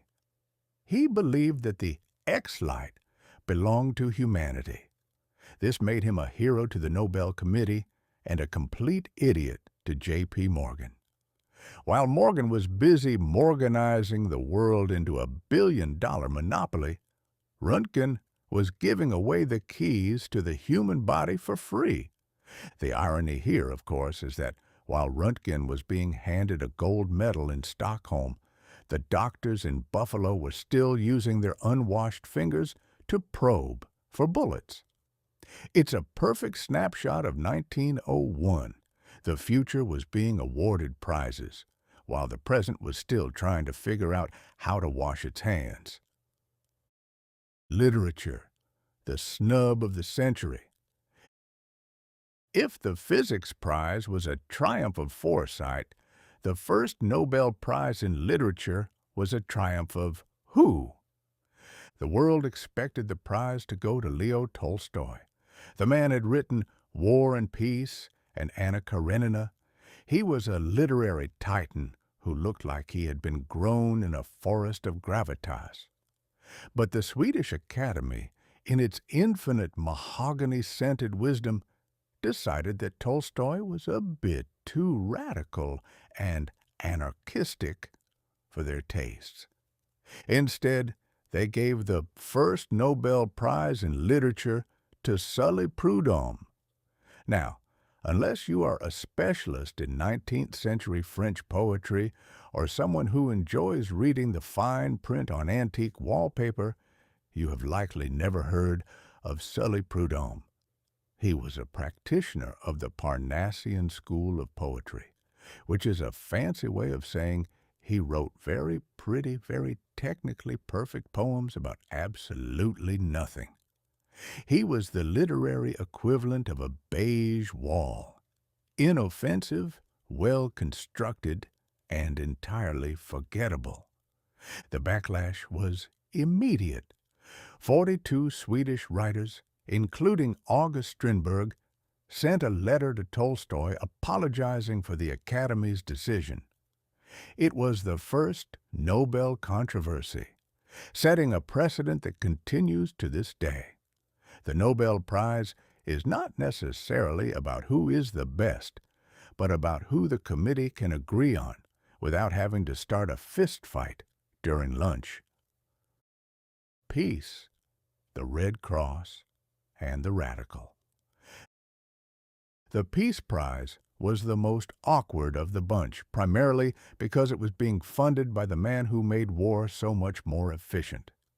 The first prize was split between two men, Henry Dunant and Frédéric Passy. Henry Dunant was the founder of the Red Cross. He was a man who had seen the horrors of the Battle of Solferino and decided that if we were going to insist on shooting each other, we should at least have a designated group of people in white tabards to pick up the pieces afterward. He was a humanitarian hero who is currently living in a Swiss nursing home, broke and forgotten. The Nobel Prize money was essentially a very large thank you note from a world that was planning on needing a lot more Red Cross bandages in the near future. Frédéric Passy was a professional pacifist, a man who believed that if we just talked enough, we'd eventually run out of reasons to kill each other. In 1901, this was considered a lovely, quaint idea, like believing that if you ask a thunderstorm nicely, it won't rain on your picnic. The juxtaposition of Dunant and Passy was 1901 in a nutshell. You had the man who dealt with the consequences of war and the man who tried to prevent it, and both were being paid with money made from the tools of war. It was a circular economy of guilt that Alfred Nobel would have appreciated.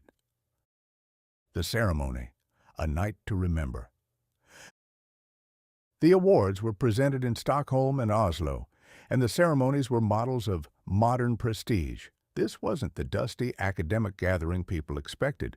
It was a high-stakes, glittering gala that signaled the arrival of a new kind of aristocracy, the aristocracy of the intellect. In the 19th century, you were important if you owned land, had a title, or were related to Queen Victoria. In the 20th century, the Nobel Prize suggested that you could be important if you understood how a cell worked, how a poem was structured, or how to convince two nations not to blow each other up for at least 6 months. It was the intellectual Olympics, and it changed the way the world viewed success. Suddenly, being a genius was a career path.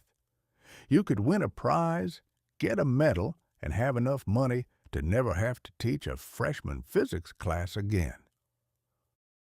The satirical inventory of merit.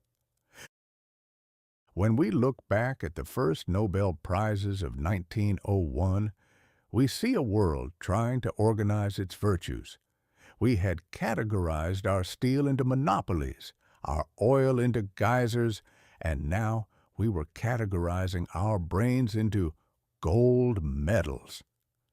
It is my express will, Nobel had written, that in awarding the prizes, no consideration whatever shall be given to the nationality of the candidates. It was a beautiful globalist dream.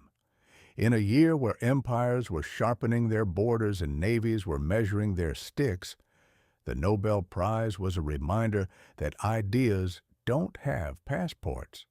Of course, the fact that most of the early winners were European men who spoke French or German was a minor detail that the committee would eventually get around to noticing in about 80 years.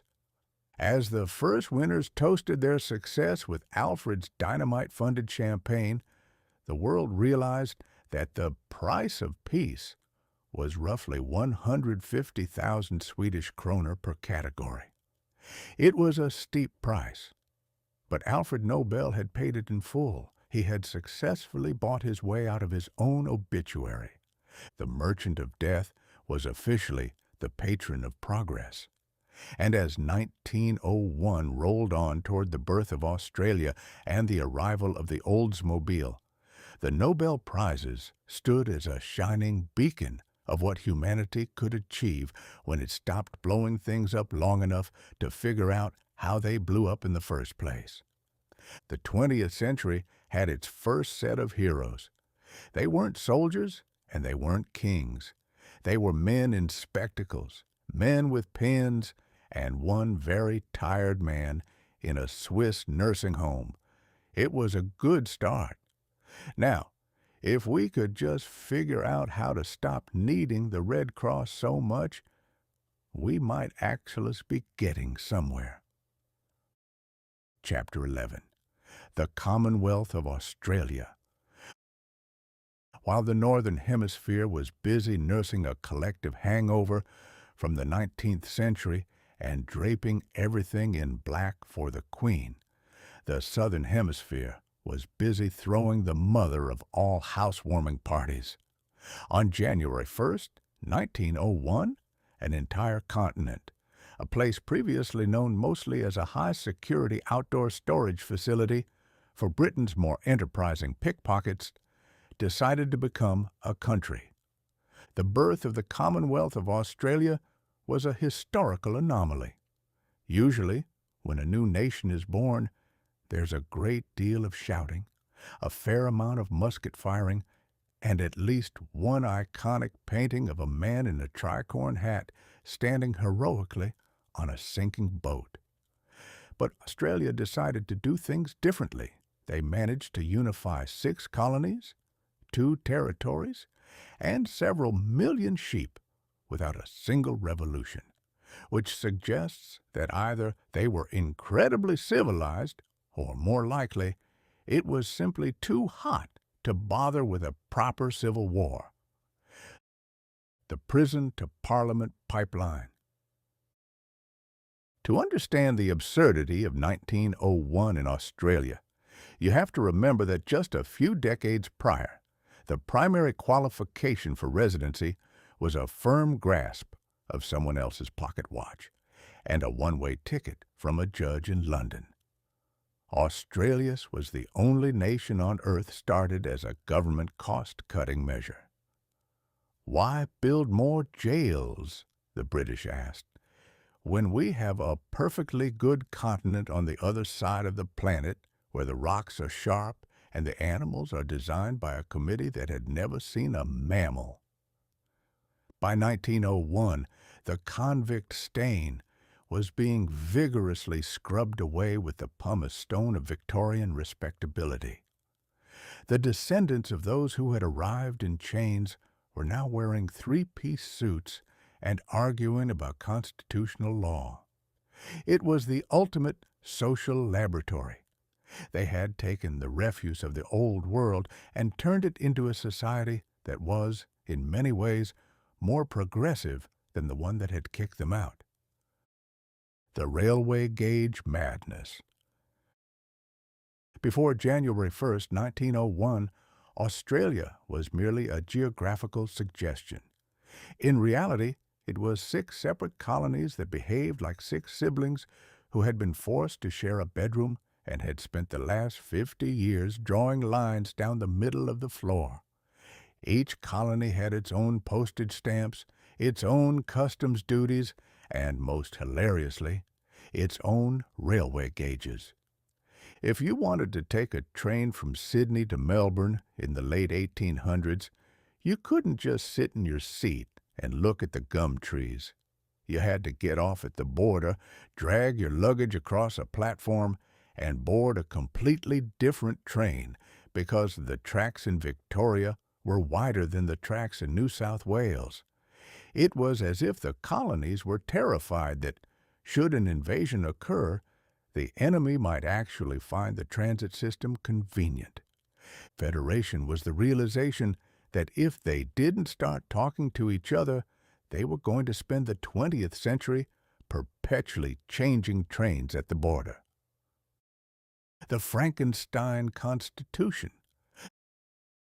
The men who drafted the Australian Constitution were the ultimate window shoppers of political science. They looked at the British Westminster system and said, "We'll take the Queen and the fancy robes." Then they looked at the American system and said, "We'll take the Senate and the word Commonwealth, but we'll leave the part about the right to bear arms. We have enough problems with the snakes as it is." The result was a Washminster hybrid, a constitutional monarchy that operated like a republic, overseen by a British Governor-General who represented a queen who was currently on her deathbed 10,000 miles away. On New Year's Day, in Centennial Park, Sydney, the first Governor-General, Lord Hopetoun, stood before a crowd of 250,000 people. The heat was estimated at over 100 degrees Fahrenheit. Hopetoun, draped in heavy velvet and gold braid, looked like he was being slowly simmered in his own prestige. He read the proclamation, and Edmund Barton was sworn in as the first Prime Minister. Barton was a man whose primary political philosophy was a nation for a continent and a continent for a nation, and whose primary hobby was long multi-course dinners. He was known as Toby Tosspot by his detractors, proving that even at the dawn of their nationhood, Australians had already mastered the art of the affectionate insult. The capital city feud, a paddock is born. The birth of the nation immediately ran into a very Australian problem: Sydney and Melbourne. Sydney believed it should be the capital because it was the oldest. Melbourne believed it should be the capital because it was the richest, thanks to the gold rush, and because it didn't smell as much like old fish as Sydney did. The bickering was so intense that the Constitution actually had to include a compromise. The capital would be in New South Wales to satisfy Sydney, but must be at least 100 miles away from Sydney to satisfy Melbourne. Essentially, they decided to build the capital in a sheep paddock in the middle of nowhere, halfway between the two cities, just so neither side could be happy. This led to the creation of Canberra, a city that to this day remains the only place in the world where the primary industries are politics, roundabouts, and wondering why it's so cold in the winter. The social laboratory and the shadow. In 1901, Australia was seen by the rest of the world as a radical experiment. They were one of the first nations to grant women the right to vote and stand for Parliament, though this didn't apply to Indigenous Australians, a modern oversight that would take decades to rectify. They were the land of the 8-hour workday and the secret ballot.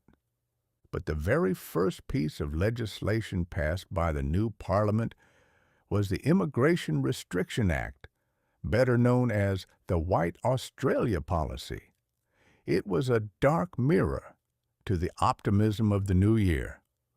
The new nation was so terrified of its proximity to Asia that it decided to pull up the drawbridge before the party had even really started.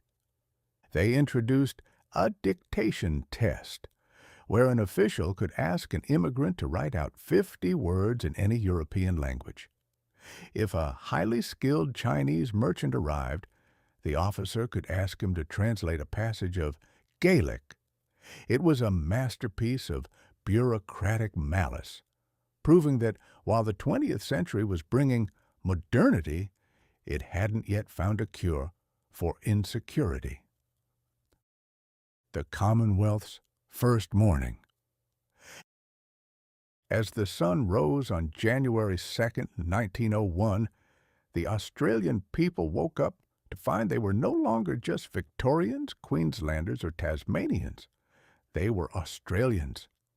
They had a continent to tame, a railway system to fix, and a brand new identity to forge.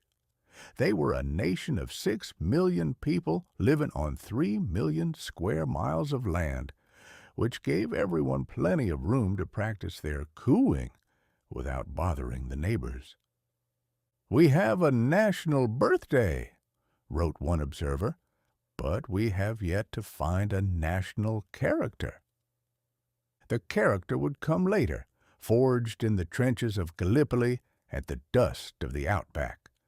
But in 1901, the Commonwealth was a shiny new toy.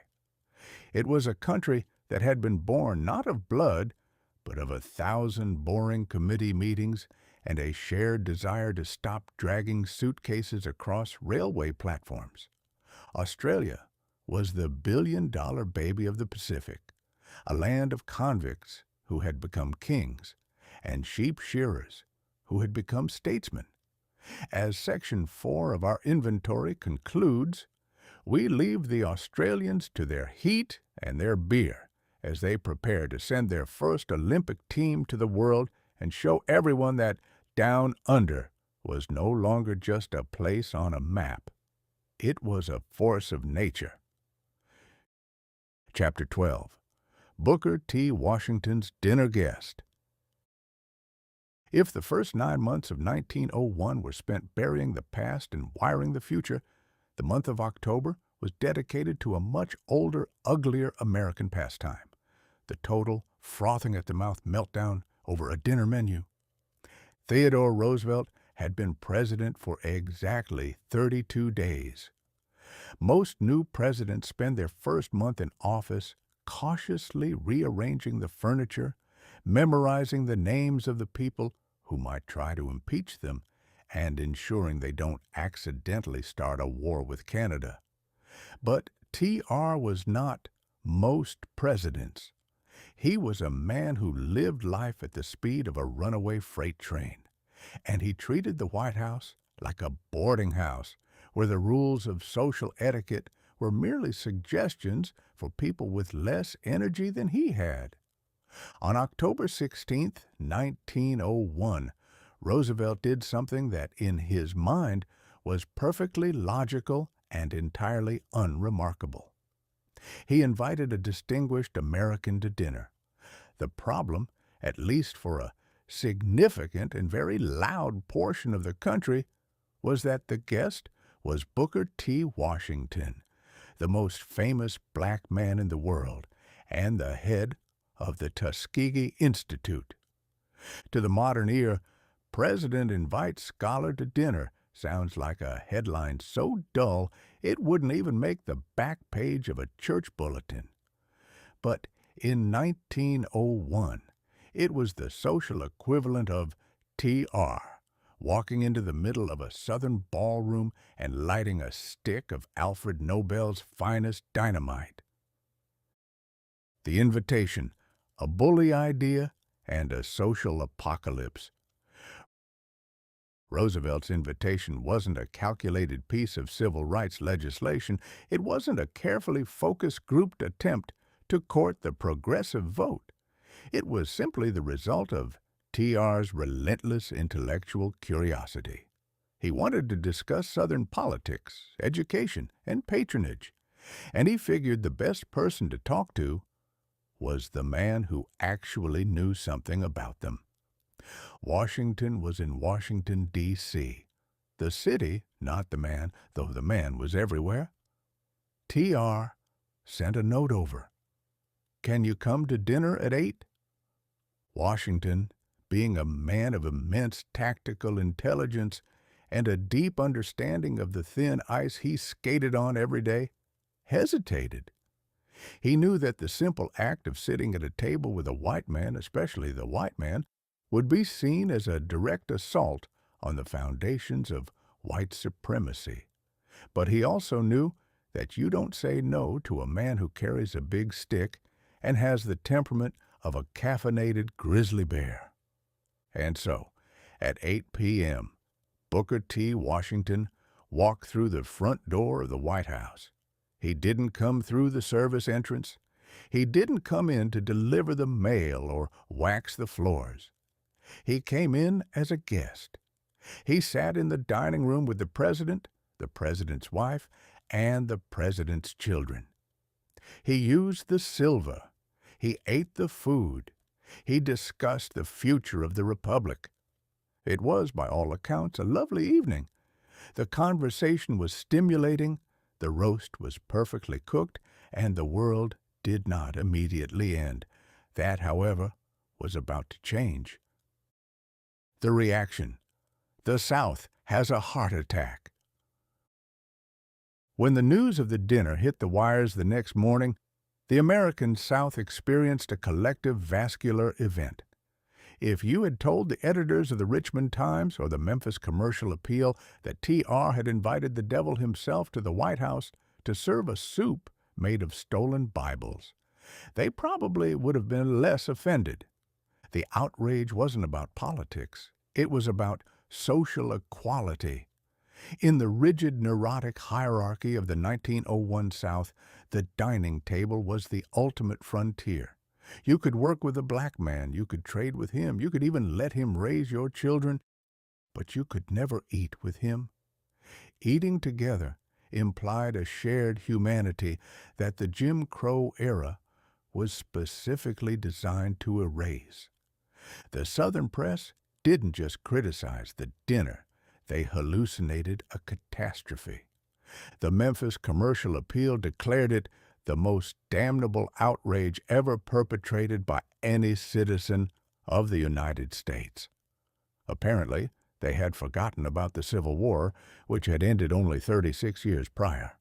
Senator Pitchfork Ben Tillman of South Carolina, a man whose nickname tells you everything you need to know about his diplomatic skills, famously remarked, "The action of President Roosevelt in entertaining that men will necessitate our killing 1,000 men, us in the South, before they will learn their place again." It was a staggering display of fragile ego and murderous insecurity. To the bigots of 1901, a single pork chop consumed by a black man in the White House was more threatening than a foreign invasion. They saw it as the opening of the floodgates. If the president could eat with a black man today, what was next? Voting? Fair trials? The right to not be lynched on a Tuesday? The horror? The anatomy of the meltdown?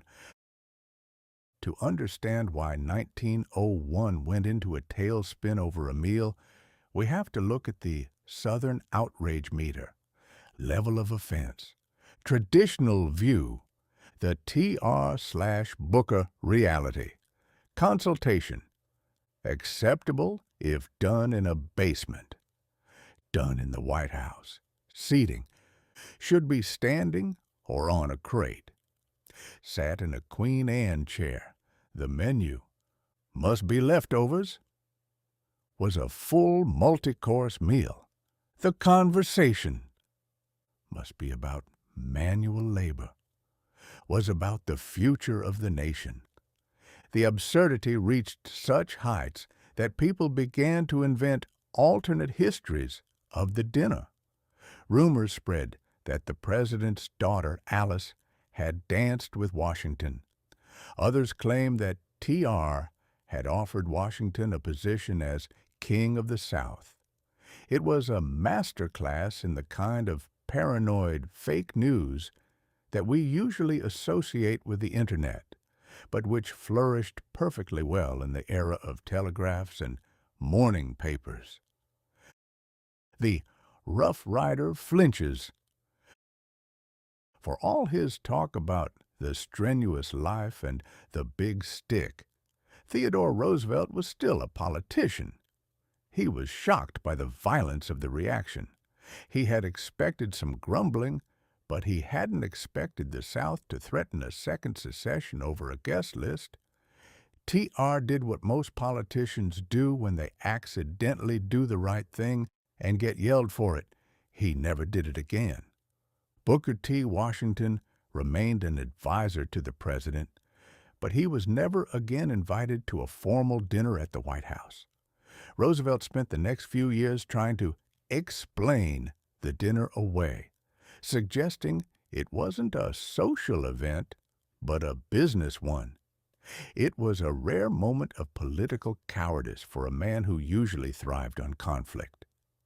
He realized that while he could take on the great trusts and the Spanish Empire, he wasn't quite ready to take on the fundamental neurosis of the American racial psyche. The legacy of the pork chop. However, the damage, or the progress, was done. The dinner of October 16, 1901, became a symbol that couldn't be erased.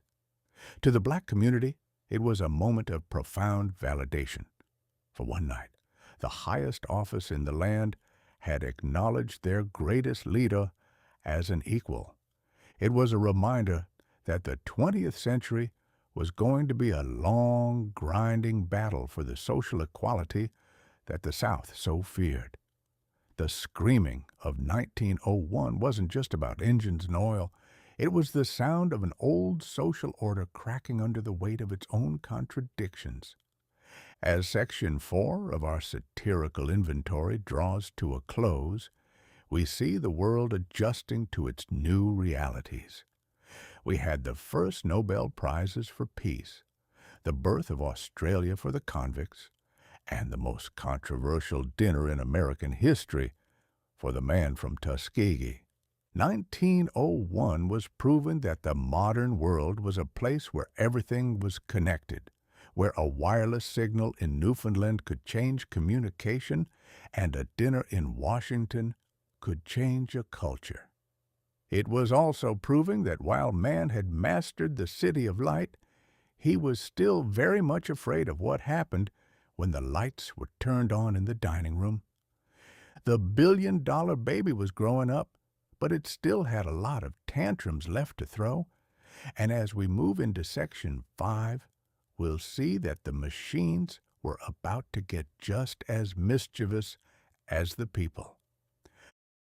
Section 5, Mechanical Mischief. Chapter 13, The Oldsmobile Curved Dash. If 1901 was the year the world decided to stop walking and start exploding its way to the grocery store, we have Ransom Eli Olds to thank for the headache. Up until this point, the automobile was less of a vehicle and more of a mechanical dare. It was a plaything for the kind of man who had more money than eyebrows and who enjoyed the thrill of potentially being turned into a fine mist by a malfunctioning steam boiler or a temperamental internal combustion engine. In the 1890s, if you saw a car coming down the street, you didn't check your watch. You checked your life insurance. But by 1901, the car was ready to move out of the suicide machine phase and into the mass market nuisance phase. This was the year of the Oldsmobile Curved Dash, the first mass-produced car in history and the vehicle that taught the American public that while walking is healthy, sitting down while moving slightly faster than a brisk jog is significantly more modern. The Great Manure Crisis. Why we needed the car. To understand why people were willing to pay $650, about $22,000 today, for a motorized park bench that broke down every 3 miles, you have to understand the horse. In 1901, the horse was the undisputed king of urban transit, and the horse was a biological disaster. New York City in 1901 was home to roughly 100,000 horses. Each one of those noble beasts produced about 25 pounds of manure a day. Do the math, and you realize that New York was quite literally drowning in 2.5 million pounds of organic output every 24 hours. The great horse manure crisis of 1894 had already predicted that by 1944, every street in London would be buried under 9 feet of dung. The car, therefore, was hailed as the ultimate green revolution. It didn't smell like a stable, it smelled like gasoline and progress. It didn't attract flies, it only attracted curious children and terrified dogs. People looked at the Oldsmobile and saw a clean, sanitary future. They didn't realize they were just trading a shovel-sized problem for an invisible atmospheric one. But that's the beauty of 1901. We only solved the problems we could see. Ransom Olds and the Lucky Fire. Ransom Eli Olds, a man whose name sounds like a villain in a silent movie who is currently tying a damsel to the tracks, was a tinkerer from Lansing, Michigan. He had been playing with steam and gasoline engines for years, but his big break came in March 1901 through a stroke of what can only be described as divine arson. A fire broke out at the Olds Motor Works factory. It was a catastrophe. The blueprints were lost, the machinery was melted, and the fancy models Olds had been developing were reduced to ash. However, a young worker managed to push a single prototype out of the flaming building before the roof collapsed, the Curved Dash. Because it was the only thing left, Olds was forced to put all his eggs in one motorized basket. To save his company, He invented the assembly line. Now, Henry Ford usually gets the credit for this, but Ford just took Olds' idea and added a conveyor belt and a more depressing work-life balance. Olds was the one who realized that if you made the parts interchangeable and moved the car from station to station, you could build cars faster than the public could crash them. The Specs, a motorized sled. The Oldsmobile Curved Dash was not a car in the sense that we understand it today. It was a runabout. It had a one-cylinder engine, which produced about 4.5 horsepower. To put that in perspective, a modern lawnmower has more dignity. A top speed of 20 miles per hour, provided you were going downhill, had a tailwind, and weren't carrying a particularly heavy passenger. The Curved Dash, a stylish, sleigh-like front end designed to keep mud from splashing onto your fancy Victorian trousers. A tiller. You didn't steer the Oldsmobile with a wheel. You used a stick, much like you would use to guide a stubborn goat. It was loud. It vibrated with the intensity of a caffeinated earthquake, and it had a habit of backfiring with a sound like a small cannon, which sent every horse within a 3-block radius into a state of hysterical, blind panic. The comparison, horse versus Oldsmobile. Feature, the horse, 19th century. The Oldsmobile, 1901.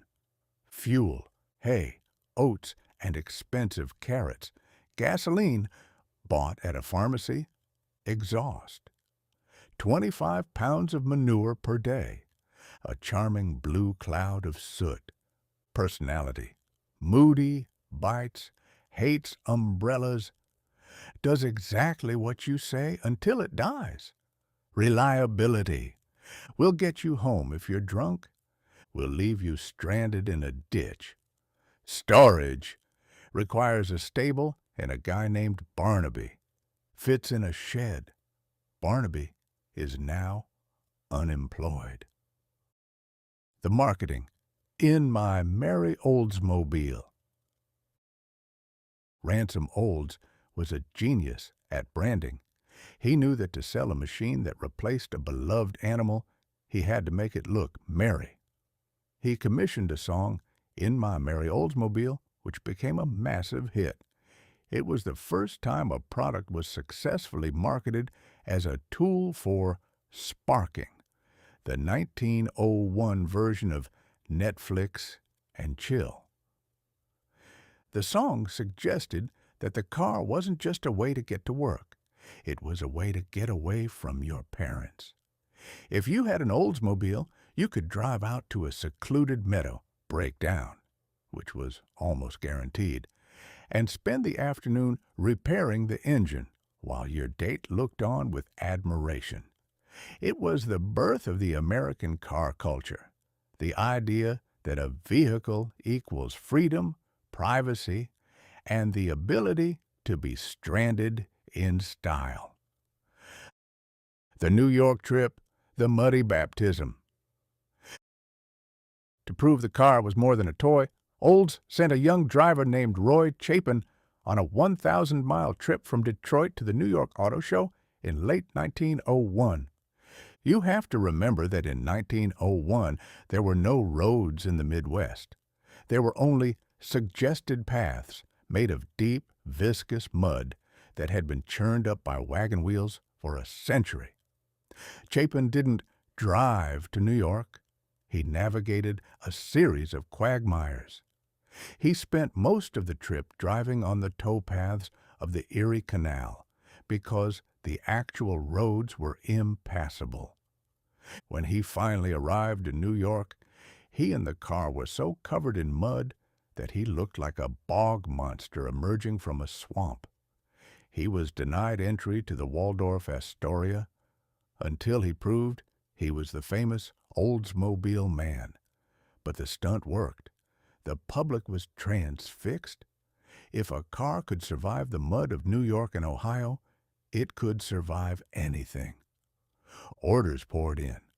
Olds sold 425 cars in 1901, which was an astronomical number for the time.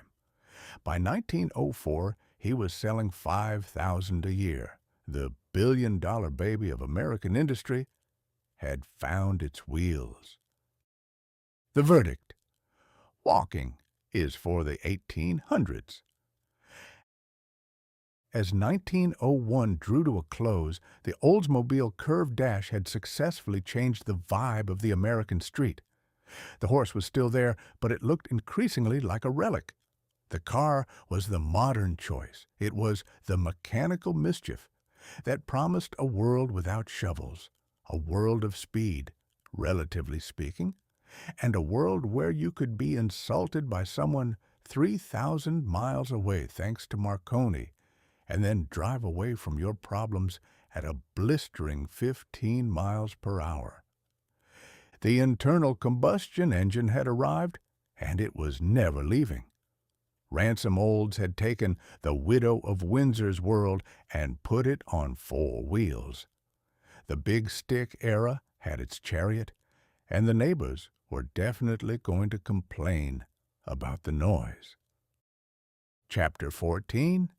The Northern Pacific Corner.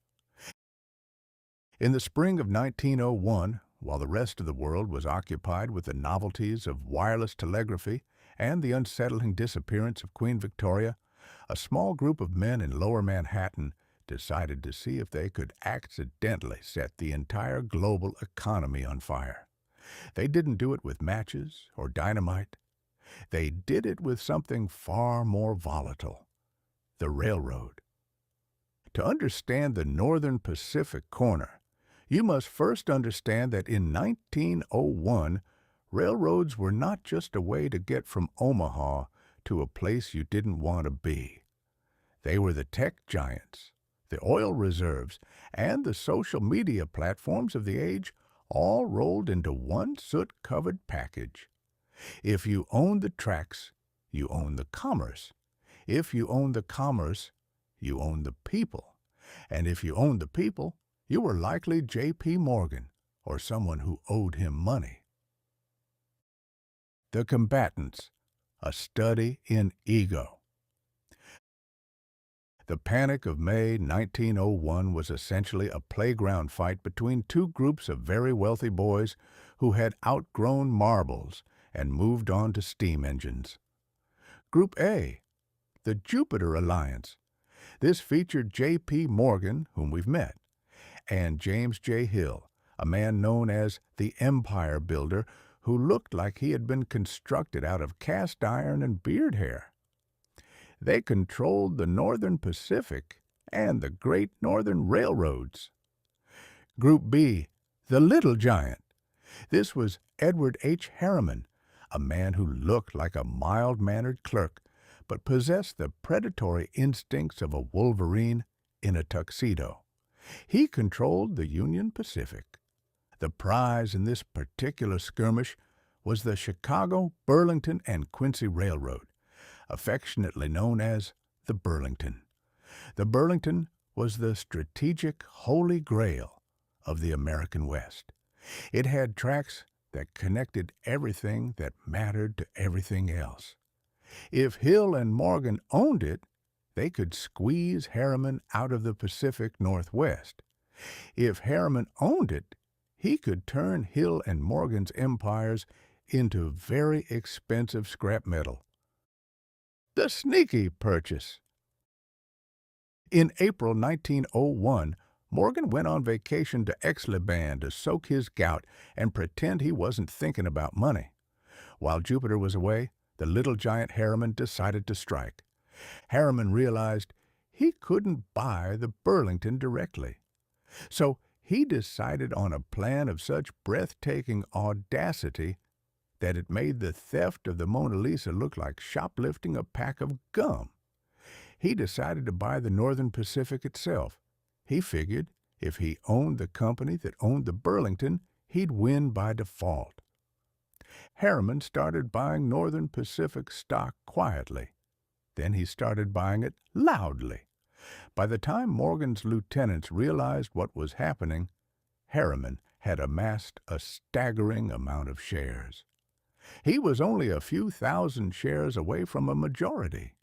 He tried to place one final order on a Saturday, but his broker was at the golf course.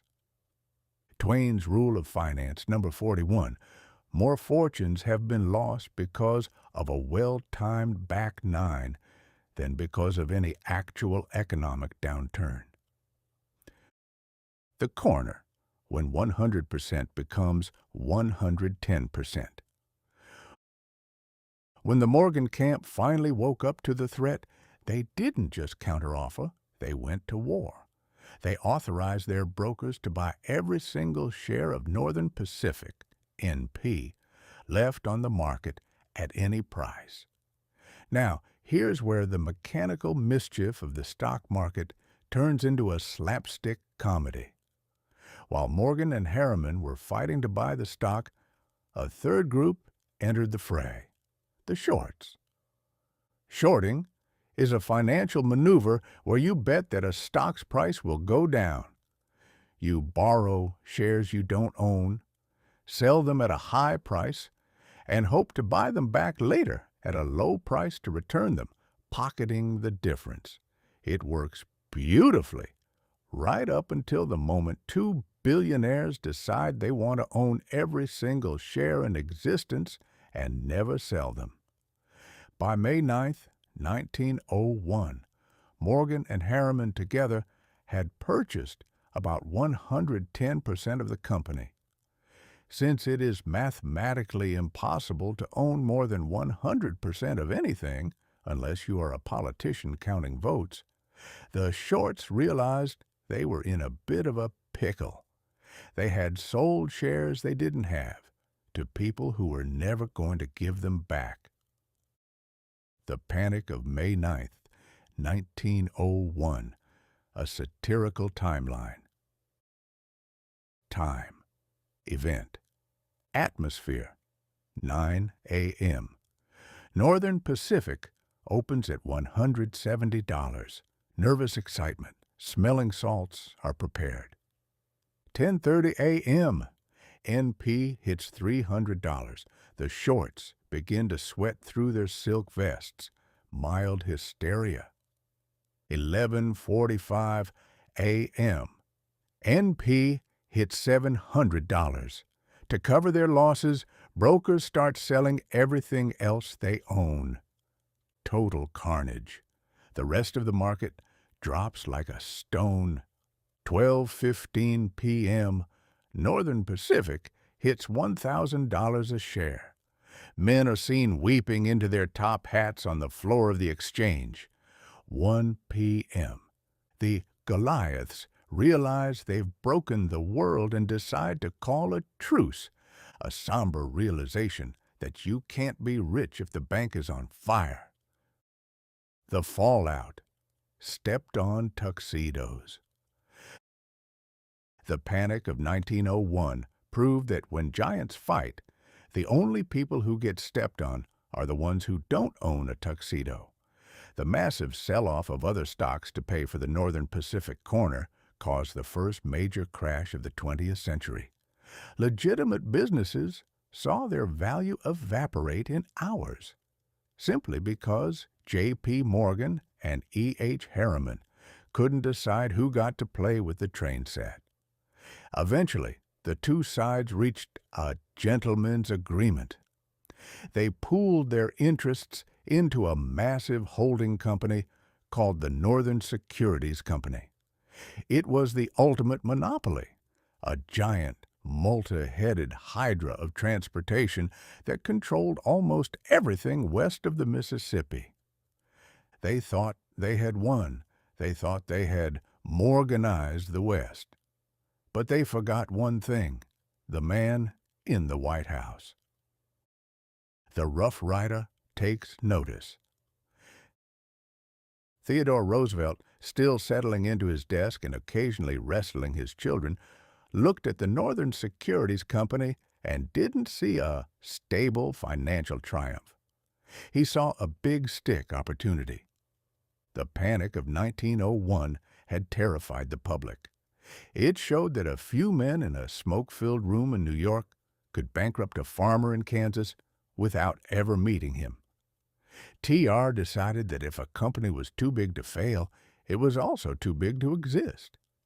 This was the birth of the trust buster. Roosevelt instructed his Attorney General to sue Northern Securities under the Sherman Antitrust Act. It was a move that shocked Wall Street. Morgan, in his typical Jupiter fashion, reportedly told Roosevelt, "If we have done anything wrong, send your man to my man, and they can fix it up." Roosevelt's response was essentially, "That's not how this works. That's not how any of this works." The verdict of the corner. The Northern Pacific corner was the moment the billion-dollar baby of American capitalism realized it needed a babysitter. It showed that the invisible hand of the market was actually quite visible, and it was currently trying to pick the pocket of the entire nation. For the bankers, it was a lesson in the dangers of ego. For the public, it was a lesson in the dangers of the trusts. For TR, it was the perfect stage to prove that the President of the United States was more powerful than the President of the bank. As 1901 moved toward Section 6, the smoke from the Wall Street fire began to clear. The shorts were broke, the longs were weary, and the trust buster was just getting his axe sharpened. We had seen the widow of Windsor exit, the Rough Rider enter, and the billion-dollar monopoly flex its muscles. But while the men in the tuxedos were fighting over railroads, a man named Hubert Cecil Booth was looking at a dusty carpet and wondering if he could suck the 19th century out of it with a machine the size of a horse. Chapter 15. The Vacuum Cleaner, the Puffing Billy. In the long, dusty annals of human drudgery, there is perhaps no greater villain than the 19th century rug.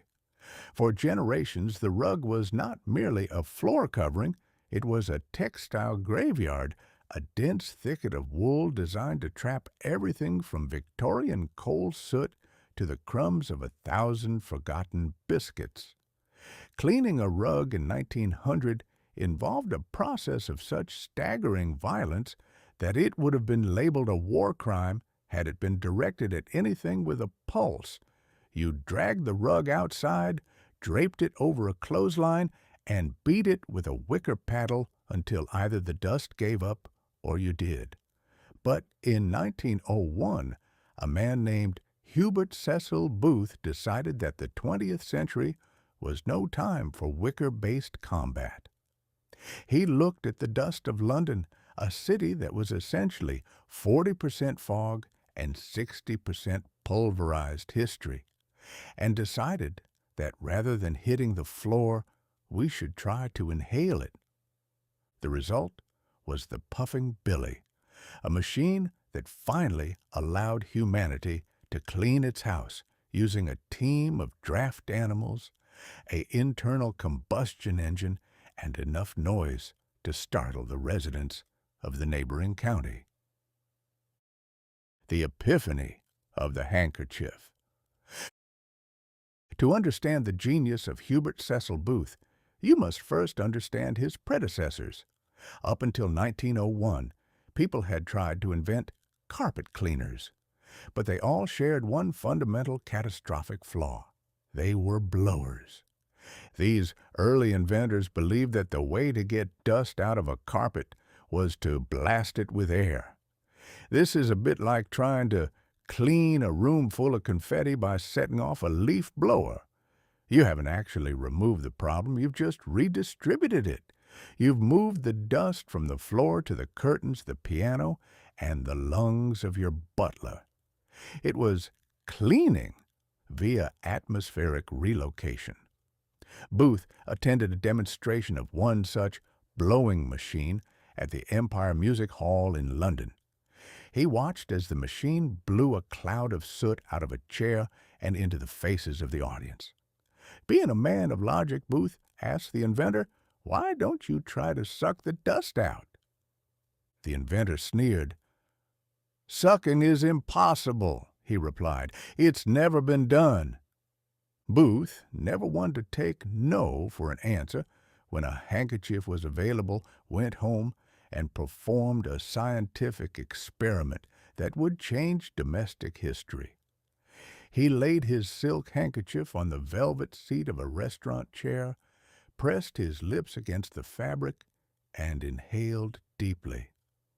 When he pulled the handkerchief away, he saw a dark circle of grime trapped against the silk. He had successfully sucked the dust through a medium. He had also likely contracted 3 different types of Victorian bronchitis. But as we've established in the case of the doctors in Buffalo, a little illness is a small price to pay for a breakthrough. The Puffing Billy, a siege engine for the parlor. Booth didn't just build a vacuum, he built a statement. The Puffin' Billy was not a handheld device you kept in the broom closet. It was a massive, bright orange machine the size of a horse-drawn carriage. It was powered by a 5-horsepower gasoline engine, and later an electric motor, that rumbled with the intensity of a small factory. Here was the logistical beauty of vacuuming in 1901. The arrival. The machine, pulled by a team of horses, would gallop up to your house like a fire engine responding to an emergency of unsightly lint. The setup. The operators would park the machine on the street, start the deafening engine, and then unspool hundreds of feet of thick red rubber hoses. The invasion. These hoses were snaked through the windows and doors of the house, like the tentacles of a polite but hungry octopus. The operation. Uniformed men would then walk through your parlor, vacuuming the carpets while the neighbors stood on the sidewalk and marveled at the sheer expensive theater of it all. It was the ultimate 1901 status symbol. If you had the Puffing Billy outside your house, it meant you had the money to pay for a horse-drawn cleaning crew and the social confidence to annoy everyone within a 4-block radius with the sound of a sputtering engine. The vacuum tea, social sucking. Naturally, the British aristocracy turned this into a social event. If you were a duchess in 1901, you didn't just have your carpets cleaned, you hosted a vacuum tea. You would invite your friends over, serve finger sandwiches and Earl Grey, and spend the afternoon watching the dirt from your rugs disappear into the red hoses. It was the first unboxing video in history, only it was undirtying. There was a glass window on the machine's filter box, so that the guests could actually see the mounds of soot being extracted from the floor. "Oh, look at that, Gertrude. I believe that's the dust from the 1887 Jubilee. How quaint." It was a brilliant marketing move. Booth realized that in 1901, progress had to be visible, loud, and slightly inconvenient to be taken seriously. If the machine had been quiet and small, no one would have believed it was doing anything. The royal stamp of approval. The Puffing Billy's greatest triumph came during the preparations for the coronation of King Edward VII in 1902. The massive blue carpet in Westminster Abbey was, to put it mildly, a biohazard. It was thick with the dust of centuries, and the thought of the new king kneeling on it was enough to make the royal allergists weep. Booth was called in. He brought the puffing Billy to the Abbey, ran his hoses through the Gothic windows, and sucked the history out of the carpet. The king was so impressed that he ordered 2 machines for the royal palaces. Suddenly, vacuuming wasn't just for eccentric duchesses, it was a matter of national security. Booth even had to defend his patents in court, but he won every time, primarily because he could prove that his machine actually removed the dirt, whereas his competitors were still just blowing hot air. It's a distinction that politicians have been trying to blur ever since, but in the world of carpets, the results were undeniable. The legal mischief, the frightened horse problem. Of course, you cannot park a loud, vibrating orange gasoline engine on a London street in 1901 without causing some trouble. The puffing Billy was sued dozens of times. The primary plaintiffs, cab drivers. It turns out that a 19th century horse, already stressed by the arrival of the Oldsmobile, did not take kindly to a machine that hissed and groaned while inhaling the street. Horses would bolt, carriages would tip, and the modern world would once again find itself in a pile of splinters and bruised dignity. Booth was even charged with operating a public nuisance. His defense was always the same. Is it a nuisance to remove the plague-carrying dust of London? The courts usually sided with Booth, mostly because the judges' wives had already booked their vacuum teas and didn't want the hoses taken away. The legacy, from horse-drawn to handheld. As 1901 drew to a close, Hubert Cecil Booth had successfully proved that sucking was the future. He had taken the 19th century's obsession with cleanliness being next to godliness, and added an next to a 5-horsepower engine. The end of the rug beater. The wicker paddle was retired to the attic, relegated to a backup tool for discipline rather than floor maintenance. The indoor air revolution. For the first time, we were actually removing allergens rather than just putting them into a different room. The shrinking machine. Within a few years, other inventors, like a man named Spangler and a fellow named Hoover, would figure out how to put a smaller motor on a stick, allowing the average person to vacuum their own house without needing a team of draft animals and a legal team. The puffing Billy was the billion-dollar baby of the broom closet. It was excessive, it was loud, and it was glorious. It represented the 1901 belief that no problem was too small to be solved by a massive, complicated machine.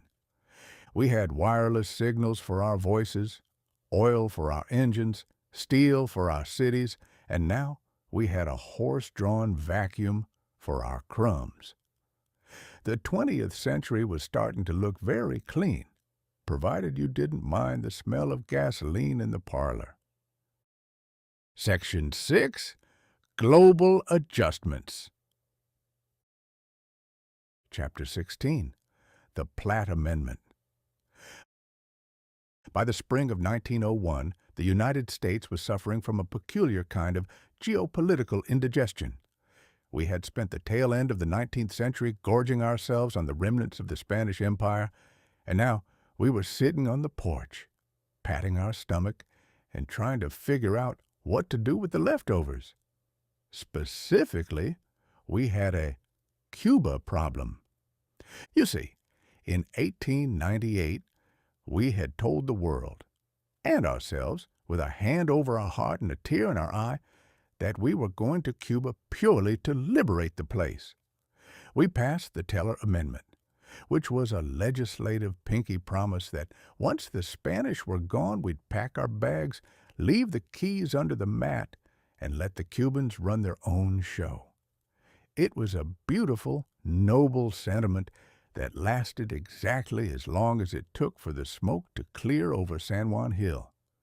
By 1901, the Rough Rider was in the White House, the billion-dollar baby was in the boardroom, and the American government had reached a startling conclusion.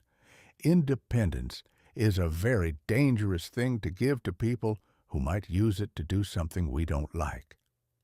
The result was the Platt Amendment, a document that is essentially the international version of a parent telling their college-aged child, "You are a grown adult and can live your own life.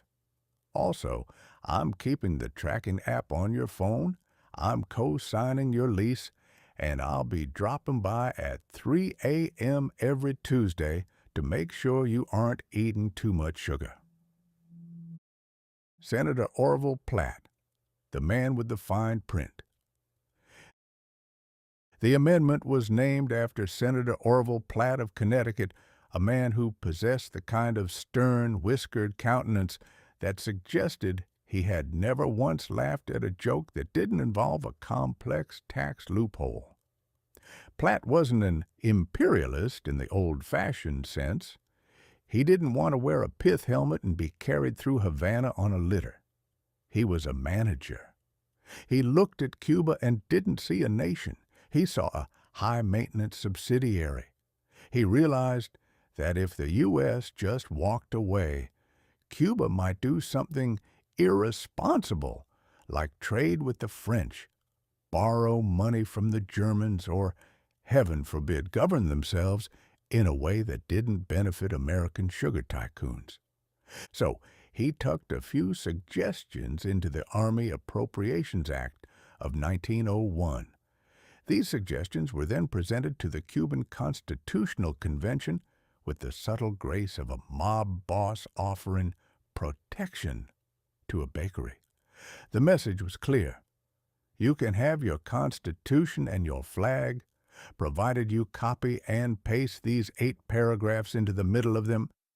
If you don't, our soldiers are going to stay in your backyard until you do.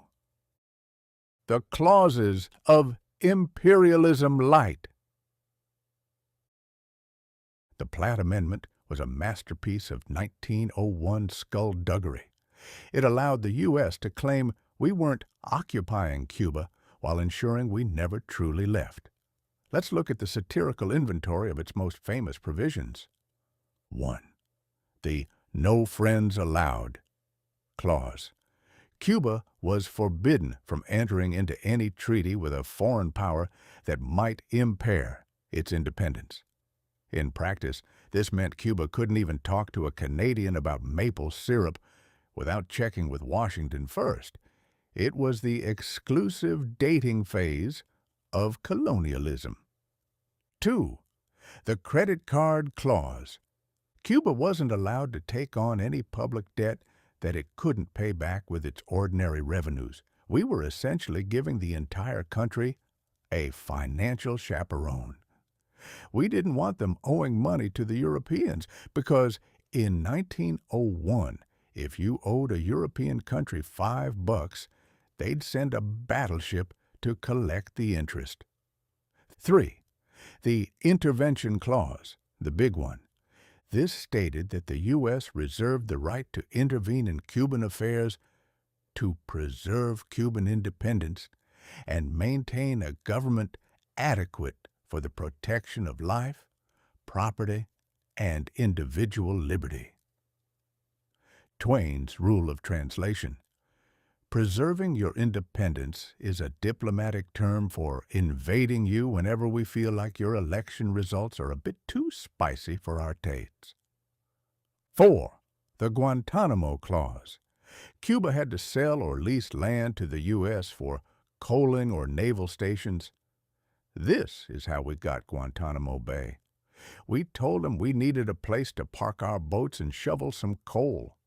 We're still there, long after the coal has been replaced by nuclear reactors, and the temporary lease has become the longest-running "I'm not touching you" prank in history. The Cuban reaction, an indignant shrug. The people of Cuba, having just spent 30 years fighting a bloody war for independence against Spain, were understandably a bit miffed. They pointed out that they hadn't asked for a limited-time offer on freedom. They protested in the streets of Havana, burning Orville Platt in effigy, which in 1901 was the only way to leave a one-star review on a piece of legislation. The Cuban delegates at the convention argued that the amendment made their sovereignty a hollow shell. One delegate famously compared it to handing a man his house, but keeping the key to the bedroom and the right to sleep on the sofa whenever you want. But in 1901, the billion-dollar baby was in no mood for metaphors. The U.S. made it clear, no Platt, no peace. If the Cubans didn't sign, the American military government, which had already been there for 3 years, wasn't going anywhere. Faced with the choice between supervised independence and literal occupation, the Cubans eventually held their noses, sighed in unison, and signed the paper. The "I'm not touching you" doctrine. The Platt Amendment represented the birth of a new kind of American foreign policy. We were moving away from the old European style of paint the map red imperialism and toward a more modern corporate-style hegemony. We didn't want the responsibilities of an empire. We didn't want to pay for their schools, deal with their local politics, or, God forbid, grant them the rights of American citizens. We just wanted the benefits, the sugar, the ports, and the ability to tell everyone else to stay away. It was empire on a budget. It was the international version of a Standard Oil monopoly. We didn't need to own the gas station, we just needed to own the road that led to it. The legacy of the leash. As the American troops finally began to withdraw from Cuba in late 1901, leaving a few thousand coaling station enthusiasts behind, the world looked on with a mixture of amusement and dread. The grandmother of Europe would have found the Platt Amendment a bit too sneaky for her tastes, but the Rough Rider thought it was just plain common sense. For Cuba, it was the beginning of a 50-year special relationship that felt a lot like being stuck in an elevator with a giant who is constantly checking your pockets. For the U.S., it was the blueprint for how we would handle the rest of the 20th century. We learned that you don't need to conquer a country if you can just get them to sign a contract that says you've already won. For history, it was the moment we realized that independence in the 20th century was going to be a relative term. 1901 was the year the world realized that freedom wasn't just a right. It was a subscription service, and the United States was the only one with the administrative password. As Section 6 continues, we'll see that the global adjustments weren't just happening in the Caribbean. In China, the bill for the Boxer Rebellion was coming due, and the powers were about to show that they were even better at debt collection than they were at war. But for now, Uncle Sam was standing on the shore, watching the Cuban flag rise and holding a spare key in his pocket, just in case. Chapter 17. The Boxer Protocol. If 1901 was a restaurant, China had just spent the last year watching a group of 8 very loud, very hungry guests smash the plates, set fire to the curtains, and eat all the appetizers. Now, on September 7th, the guests were finally leaving, But they weren't reaching for their wallets. Instead, they handed the waiter a bill for the wear and tear on their shoes and the emotional distress of having to set the fire in the first place. This was the Boxer Protocol, the final itemized receipt for the Boxer Rebellion of 1900. It was the moment the great powers of the world, a group that included everyone from the British to the Japanese to the Americans, decided that the best way to teach China a lesson about modernity was to bankrupt it for the next 40 years. The Righteous and Harmonious Fists, a bad name for a bad time. To understand the protocol, you have to understand the Boxers. They didn't call themselves Boxers. Their actual name was the Yahequan, or the Righteous and Harmonious Fists. In the grand history of branding, this is a bit of a mixed bag. On one hand, it sounds like a very expensive brand of artisanal organic soap. On the other, it described a group of peasants who believed that through a combination of martial arts, dietary restrictions, and sheer willpower, they could become immune to foreign bullets. Spoiler alert, they were not immune to foreign bullets. The Boxers were essentially the 19th century's last gasp protest against the 20th. They didn't like the railroads, which they thought disturbed the earth's spirits.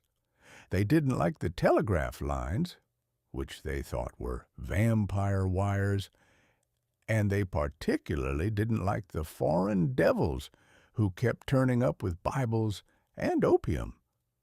By 1900, they had besieged the foreign legations in Beijing, leading to the Eight-Nation Alliance, a sort of avengers of imperialism, marching in to save their diplomats, and while they were at it, loot anything that wasn't bolted to the Forbidden City floor.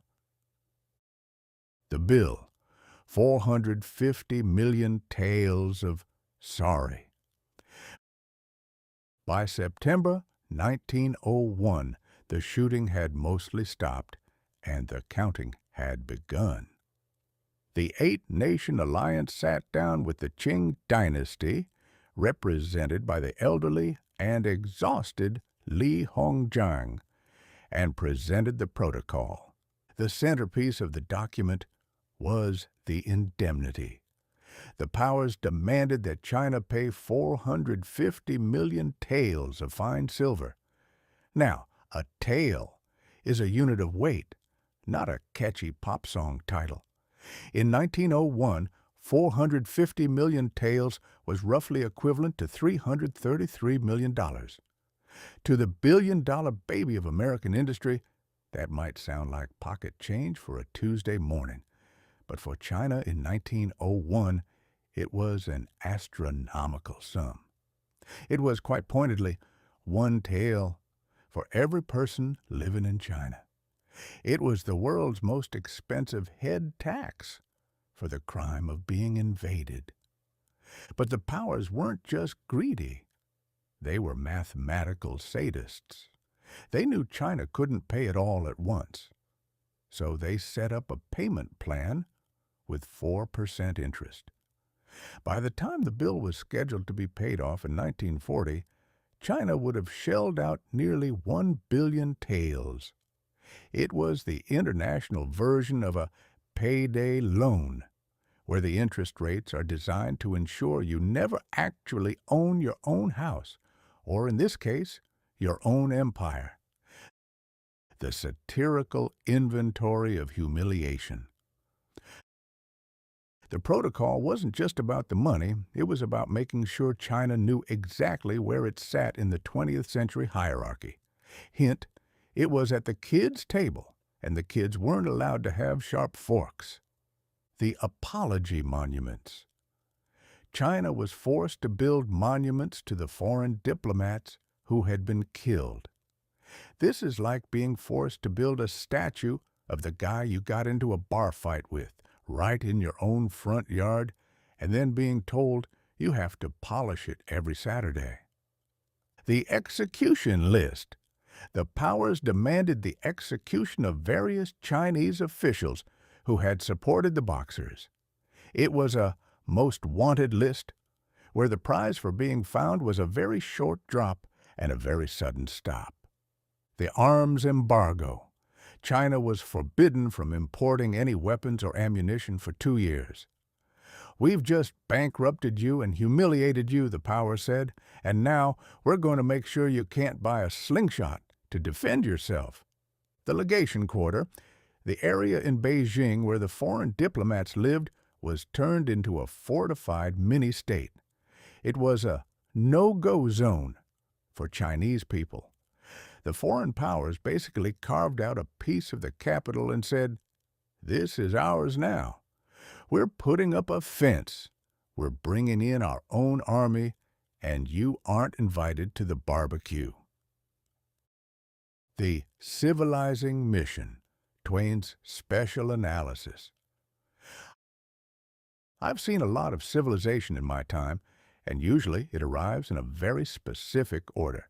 First comes the missionary, then comes the merchant, and then comes the soldier to collect the bill for the first two. The Boxer Protocol was the ultimate expression of the civilizing mission. We told the Chinese they were backward and barbaric because they used fists and spirits. So we showed them modernity. We showed them the efficiency of the Maxim gun, the organizational power of an 8-nation logistical chain, and the sophisticated beauty of compound interest. The irony of 1901 was that the powers were currently celebrating the Nobel Peace Prize in Europe while simultaneously strangling the economy of an entire continent in Asia. It was a masterpiece of cognitive dissonance. We wanted China to be a modern trading partner, but we also wanted to make sure they were too poor to ever actually compete with us. We wanted them to be stable, but we also wanted to make sure they knew we could park a battleship in their bathtub whenever we felt like it. The American role, the scholarship ploy. The United States, always looking for a way to be the good cop in a room full of people holding lead pipes, eventually realized that 450 million taels was a bit much. In a rare fit of imperialism with a conscience, the U.S. later decided to return its portion of the indemnity. But we didn't just give the money back. No, we were Americans.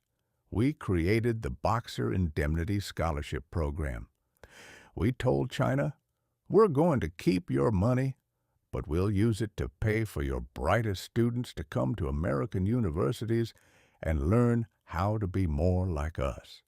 It was a brilliant bit of cultural engineering. We were essentially charging China for the privilege of letting us brainwash their next generation of leaders. "Here's your silver back, kid. Now go study engineering at Cornell and tell everyone how great our democracy is while we keep a naval base in your backyard." The legacy, the century of humiliation. As the ink dried on the protocol in September 1901, the Qing dynasty was effectively a walking corpse. They had lost their money, their military pride, and their mandate of heaven. The protocol proved that in the 20th century, a nation was only a nation if it had a large enough navy to keep the debt collectors at bay. China would spend the next several decades in a state of chaotic adjustment. The Boxers were gone, but the resentment they represented was simmering like a pot of tea forgotten on a hot stove. For the powers, it was a billion-dollar victory. They had secured their trade routes and their pride. For China, it was the beginning of what they now call the century of humiliation. For 1901, it was the final proof that the world was no longer a collection of cultures. It was a global marketplace governed by the law of the big stick, and the silver tail. The world had successfully Morganized China. We had taken a chaotic rebellion and turned it into an orderly long-term debt. And as the 8 nation Avengers headed home to prepare for the first Nobel ceremonies, they did so with the satisfaction of knowing that the 20th century was going to be very profitable indeed. The widow of Windsor was gone, the Rough Rider was charging, and China was paying. The 1901 roadmap was looking exactly as the businessmen had planned, loud, bright, and very, very expensive. Chapter 18, The Salt Lake Tabernacle Choir's Big Break. By late 1901, the world had become an incredibly noisy place. We had the roar of the Spindletop geyser, the puffing Billy vacuum cleaner shrieking in the parlor, the Rough Rider shouting "Bully!" from the White House, and the distant metallic clang of J.P. Morgan's checkbook closing on a billion-dollar deal. If you were a human being with a functioning set of eardrums, the turn of the century felt like being trapped inside a brass drum during a thunderstorm. It was into this cacophony that a group of 250 remarkably well-behaved singers from Utah decided to step. They were the Salt Lake Tabernacle Choir, and in 1901 they embarked on their first major tour outside the mountain fortress of Zion. It was the year the world found out that if you get enough people to sing in harmony, you can almost drown out the sound of the planet falling apart outside the window. The Mormon exoticism, lions, tigers, and polygamists. To understand the big break of 1901, you have to understand how the rest of America viewed Utah at the time. To the average citizen in New York or San Francisco, a Mormon was a creature of mythic and slightly terrifying proportions. They were viewed with the same squint-eyed curiosity one might reserve for a 2-headed calf at the Pan American Exposition. Even though the church had officially issued the manifesto renouncing polygamy in 1890, the American public in 1901 was not about to let a little thing like official policy get in the way of a good scandal. The general consensus in the East was that Utah was a vast, mysterious beehive where every man had 40 wives, a secret tunnel system, and a suspicious amount of facial hair. When the choir announced they were going on tour to the Pacific Coast, the public didn't just buy tickets for the music, they bought them for the sightseeing. They wanted to see if the singers had horns, if the women looked oppressed, or if the entire group would spontaneously try to annex the local post office. It was soft power, before the term existed, using 4-part harmony to prove that you weren't actually planning on overthrowing the government. The logistics, a musical battalion. Moving 250 singers across the American West in 1901 was not a task for the faint of heart. It required a special chartered train, a mountain of luggage, and a level of organizational discipline that would have made the 8-nation alliance in China look like a disorganized picnic. The choir was led by Evan Stevens, a man who possessed the energy of a conductor and the tactical mind of a high-ranking general. He didn't just want them to sing, he wanted them to conquer. They traveled in their own Zion on wheels, a series of Pullman cars that functioned as a mobile fortress of Victorian propriety. Twain's observation on travel. I have found that there is no surer way to find out whether you like people or hate them than to travel with them in a confined space for 3 weeks. If you can still sing Hallelujah with a man after sharing a sleeping berth with his feet for 500 miles, you are either a saint or a Mormon. The San Francisco Conquest. The destination was San Francisco, a city that in 1901 was the undisputed Sodom and Gomorrah of the West. It was a place of sailors, gold seekers, and people who viewed temperance as a typo in the dictionary. The juxtaposition was perfect. The most pious group in America descending upon the most wicked city in the West. The choir performed at the Grand Opera House. When the curtain rose and revealed 250 neatly dressed, sober-faced Utahns, the audience, reportedly, went silent. It was a visual shock to the system, and then they started to sing. They didn't sing the hit songs of the day. No, In My Merry Oldsmobile for this crowd.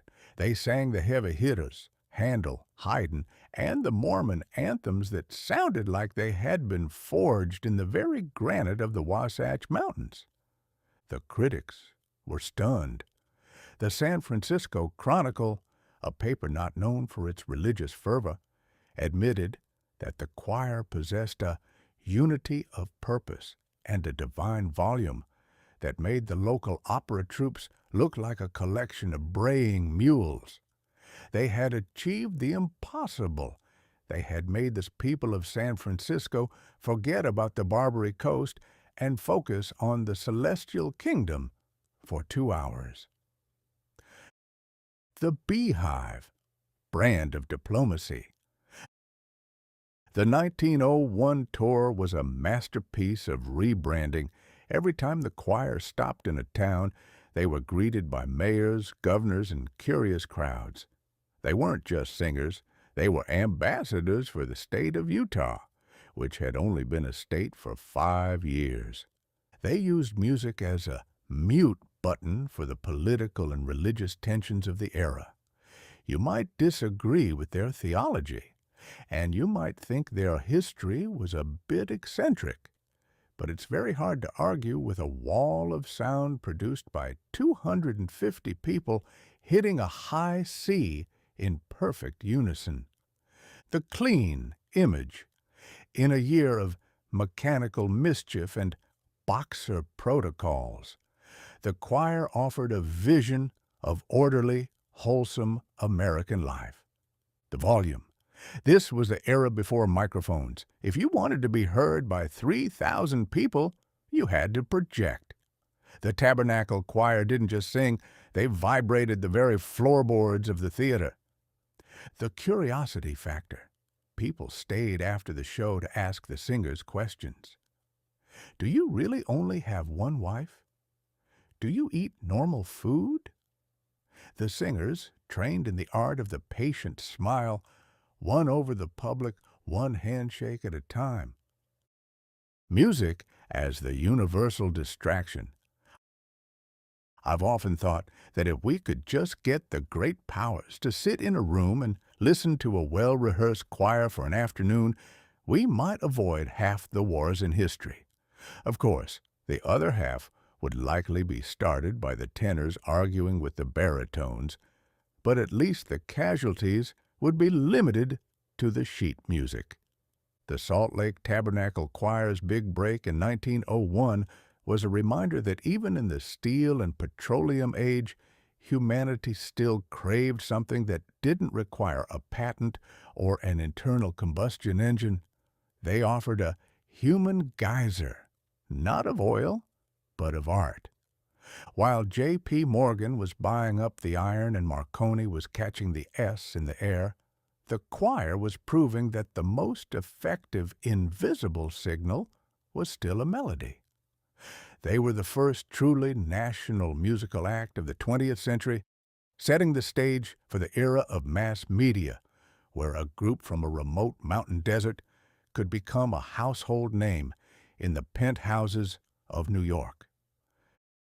The verdict of the tour.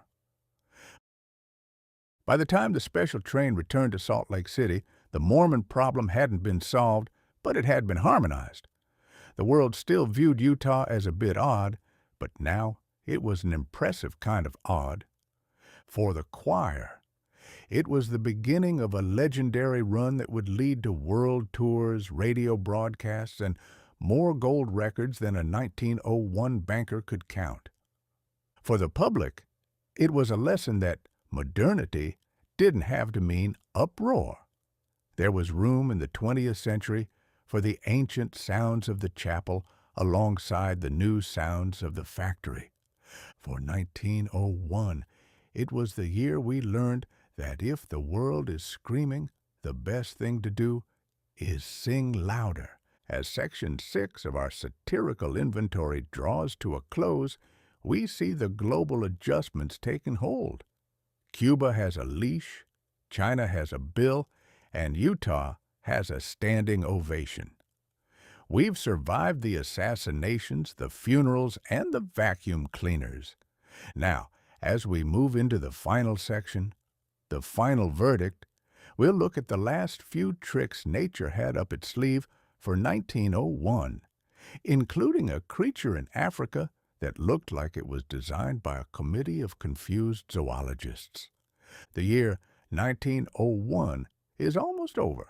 The 20th century is no longer a guest. It has unpacked its bags, kicked its muddy boots onto the Victorian rug, and is asking what's for dinner. And as we've seen, the menu is likely to be very, very interesting. Section 7. The Final Verdict. Chapter 19. The Discovery of the Okapi. By the summer of 1901, the human race was feeling insufferably smug. We had spent the year cataloging the planet as if it were a giant, dusty attic that we were finally clearing out. We had counted the stars with our new telescopes, counted the silver in China with our new protocols, and counted the stripes on the British Empire's flags, until we were cross-eyed. We believed, with the unshakable arrogance of a man who has just finished a difficult crossword puzzle, that there were no mysteries left. The world was mapped, the invisible signals were caught, and nature was surely out of surprises. Then out of the deep emerald shadows of the Aturi forest in the Congo stepped a creature that looked like it had been designed by a committee of zoologists who were currently suffering from a very high fever and a complete lack of artistic direction. This was the Okapi. In 1901, the discovery of the Okapi by Sir Harry Johnston was the scientific equivalent of finding a unicorn in your backyard, only to realize the unicorn had zebra-striped trousers and the face of a very confused donkey. It was the last great modern discovery of a large mammal, and it served as a much-needed splash of cold water in the face of 1901's industrial vanity. The myth of the African unicorn. For decades, rumors had filtered out of the Congo about a forest horse or an African unicorn. Henry Morton Stanley, the man who famously found Dr. Livingstone and then spent the rest of his life trying to live down the fact that he was the kind of person who said things like, "Dr. Livingstone, I presume," had heard stories of a mysterious beast that the local Mbuti people called the Oapi. Stanley, being a man of the 19th century, assumed the locals were just being poetic, or perhaps had spent too much time in the sun. He described the creature as a donkey zebra, a description that satisfies no one and offends both donkeys and zebras. But to the Victorian mind, if it wasn't in a London museum, it didn't officially exist. The world was a discoverer's market, and Sir Harry Johnston was the man with the shopping list. Sir Harry Johnston, the polymath in a pith helmet. Sir Harry Johnston was the quintessential 1901 Englishman.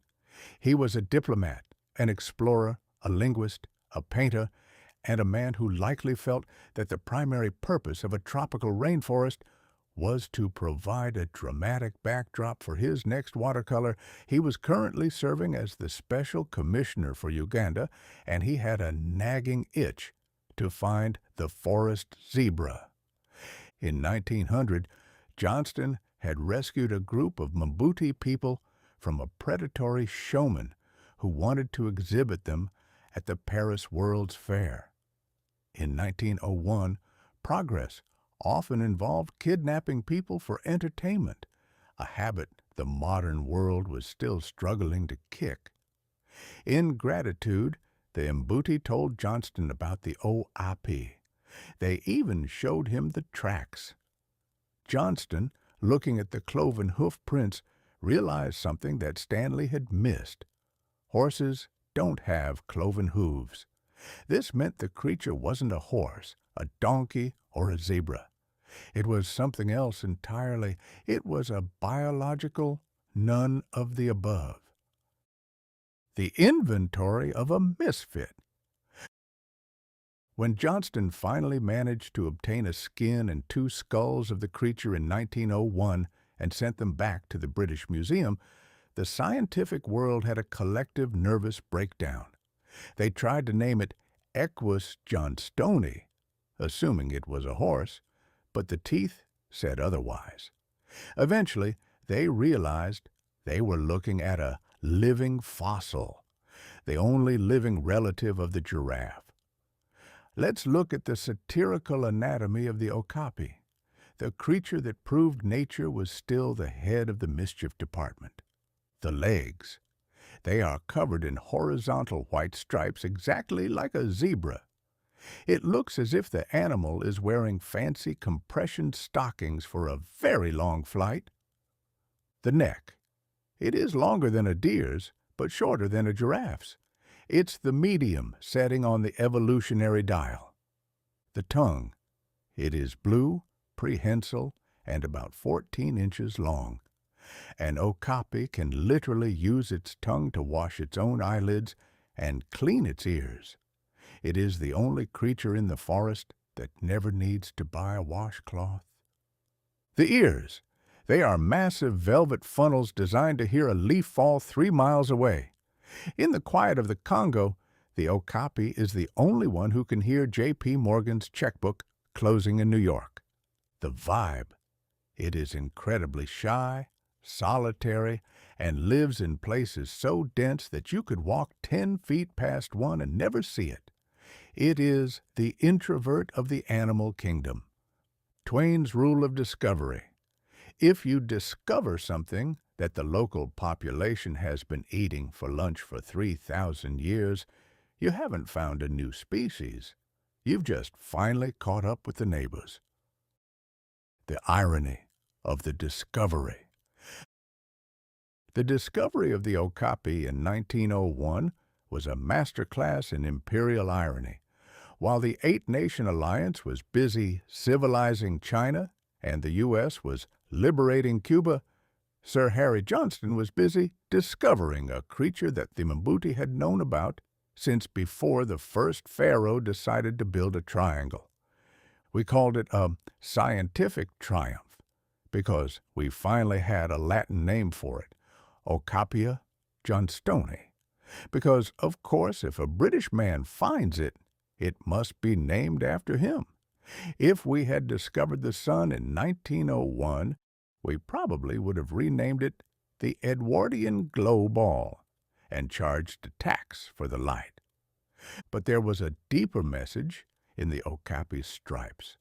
It was a reminder that for all our billion-dollar monopolies and wireless dots, we were still toddlers playing in the hallway of a very old, very mysterious house. We had mapped the coastlines, but the heart of the forest was still silent. We had mastered the city of light, but we couldn't explain why a giraffe would decide to move into the shade and put on a pair of striped pants. The okapi as a metaphor for 1901. The more you look at the okapi, the more it looks like the year 1901 itself. It's a hybrid. 1901 was half Victorian, the giraffe, and half industrial, the zebra. It was a blend of the old, slow-moving past and the fast, flashy future. It's mismatched, like the Puffing Billy vacuum cleaner or the Oldsmobile. The Okapi looks like a collection of parts that shouldn't work together, but somehow do. It's hard to pin down. One moment, 1901, is a year of peace, Nobel. The next, it's a year of assassination, McKinley. It's a creature of contradictions. The discovery of the Okapi was the last bully moment of 1901 exploration. It satisfied our craving for the exotic and gave the newspapers something to talk about that didn't involve the Boer War or the price of steel. It was a palate cleanser for a century that was already starting to taste a bit too much like coal smoke and gunpowder. The verdict of the forest. As 1901 drew toward its close, the Okapi sat in its forest, blue-tonguing its own ears and wondering what all the fuss was about. It didn't care about the Platt Amendment. It didn't care about Marconi's S. It was a reminder that nature doesn't have a modern phase. Nature is just nature, patient, weird, and perfectly capable of hiding a 1,200-pound animal from the British Empire for several hundred years. Sir Harry Johnston got his knighthood, the British Museum got its skin, and the public got a new animal to stare at. But the Okapi kept its dignity. It remained in the shadows, a striped sentinel at the end of a year that had tried to shine a light on everything. As we move into the final chapter of our satirical inventory, we look at the year 1902, loading on the horizon. The Gilded Age is tarnishing, the Rough Rider is in the saddle, and the Okapi is still in the trees. We've survived 1901, a year that started with a funeral and ended with a blue tongue. The 20th century is no longer a baby. It's a toddler that has just found a box of matches and a map of the world. And as we've seen, it's already started to remodel the house without asking for permission. Chapter 20. 1902 is loading. As the final soot-stained pages of the 1901 calendar are torn away and fed into the nearest coal-burning furnace, humanity finds itself standing on the doorstep of 1902, feeling very much like a man who has just survived a multi-car pileup involving a horse-drawn carriage, a steam locomotive, and a brand-new Oldsmobile. We are bruised, we are breathless, and we are smelling quite strongly of a combination of expensive cigars and cheap petroleum. If 1901 was the year the world started screaming, 1902 is the year we start realizing that the screaming is actually the new national anthem. The transition from the 19th century to the 20th wasn't a changing of the guard. It was a home invasion.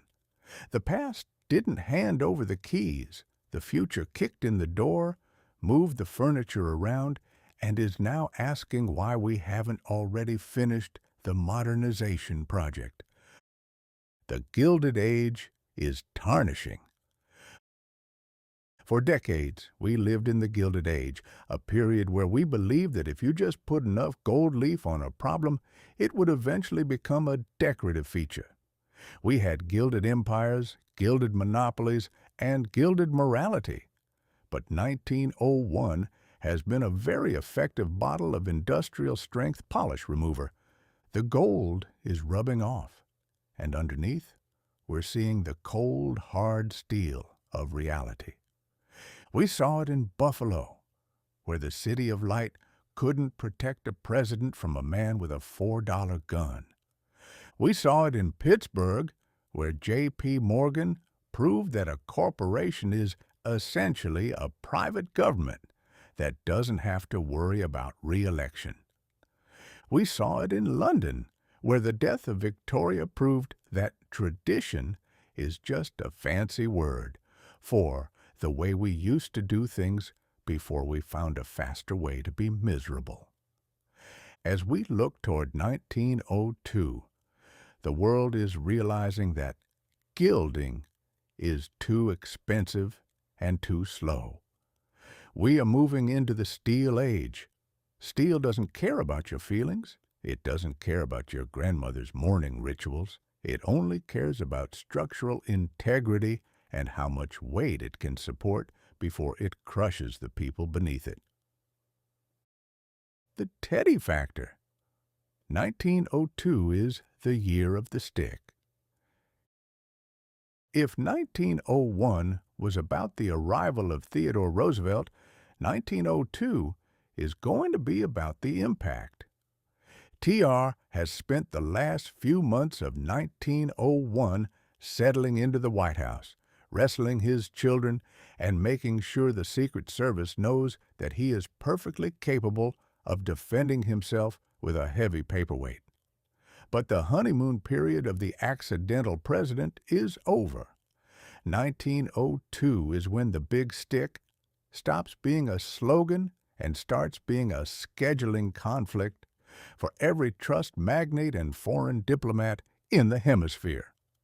Roosevelt is the personification of the new century. He is loud, he is fast, he is scientifically minded, and he possesses an alarming amount of strenuous energy.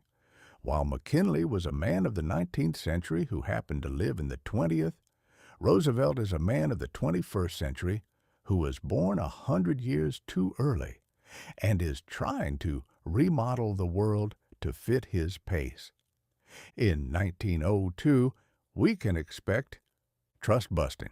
The Northern Pacific corner left a bad taste in everyone's mouth.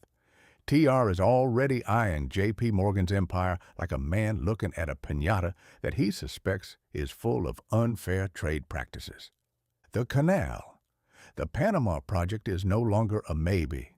TR wants to dig a hole through a continent because he thinks the Atlantic and Pacific Oceans have been separated for long enough. Conservation. Because when you spend as much time shooting animals as TR does, you eventually realize that if you don't save a few trees, you're going to run out of targets.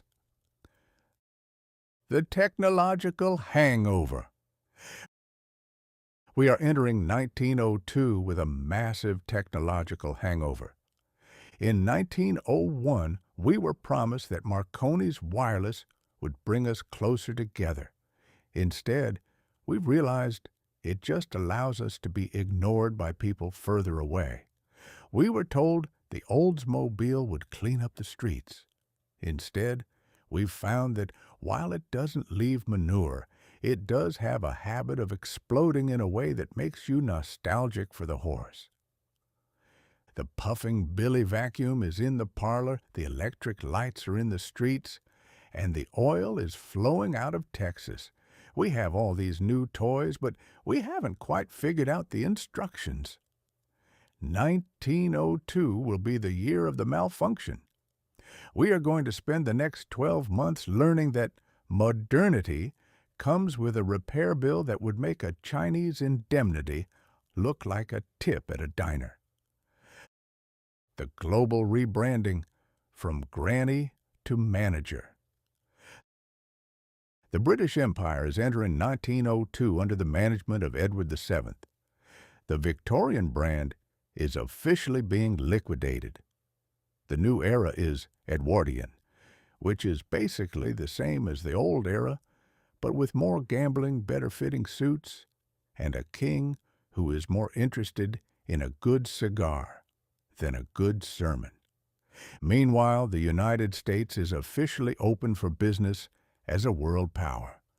We've successfully applied the Platt Amendment leash to Cuba. We've itemized China's debt, and we're currently looking at the rest of the map with the predatory squint of a man who has just realized he owns the only bank in town. The 20th century isn't going to be about civilizing missions or royal dignity. It's going to be about efficiency. It's going to be a century of managers, bureaucrats, and engineers. The okapi can hide in the forest all at once, but by the end of 1902, someone will probably have figured out a way to put a tax on its stripes. The final verdict on 1901. I've spent 70 years watching the world try to improve itself, and I've noticed that humanity is a lot like a man trying to fix his own roof. He starts with a hammer, ends up with a broken thumb, and eventually decides that the leak actually adds character to the house. 1901 was the year we tried to fix the roof of civilization. We buried the widow of Windsor to end the mourning. We inaugurated the Rough Rider to start the action. We harnessed the falls to light the darkness. And we sucked the dust out of the carpets just to see if we could. Was it a success? That depends on who you ask. If you're J.P. Morgan, it was a bully year. If you're Leon Czolgosz, it was a short one. If you're a horse in New York, it was a terrifying glimpse into your own obsolescence. The year 1901 was a bridge, a noisy, soot-covered, steel-girdered bridge between a world of what was and a world of what's next. We've crossed it now. There's no going back. You can't uninvent the X-ray, you can't undiscover the oil, and you certainly can't tell Teddy Roosevelt to lower his voice. 1902 is loading. As we stand on the threshold of the new year, we see the 20th century taking its first real steps. It's no longer a billion-dollar baby. It's a toddler with a very big stick and a box of Marconi's invisible matches. The smoke from the 19th century is clearing, but the smog of the 20th is already rolling in. The pace is picking up, the gears are turning, and the Texas tea is being served. So, keep your goggles tight, your puffin' Billy at the ready, and your eyes on the man with the spectacles. 1902 is here, and it doesn't care if you're ready or not. It's time to stop clearing our throats and start screaming along with the rest of the world. The Victorian velvet is in the trash, the steel is in the sky, and the Mark Twain Chronicles are just getting warmed up. 1902, here we come. Bully, the end. This has been Mark Twain.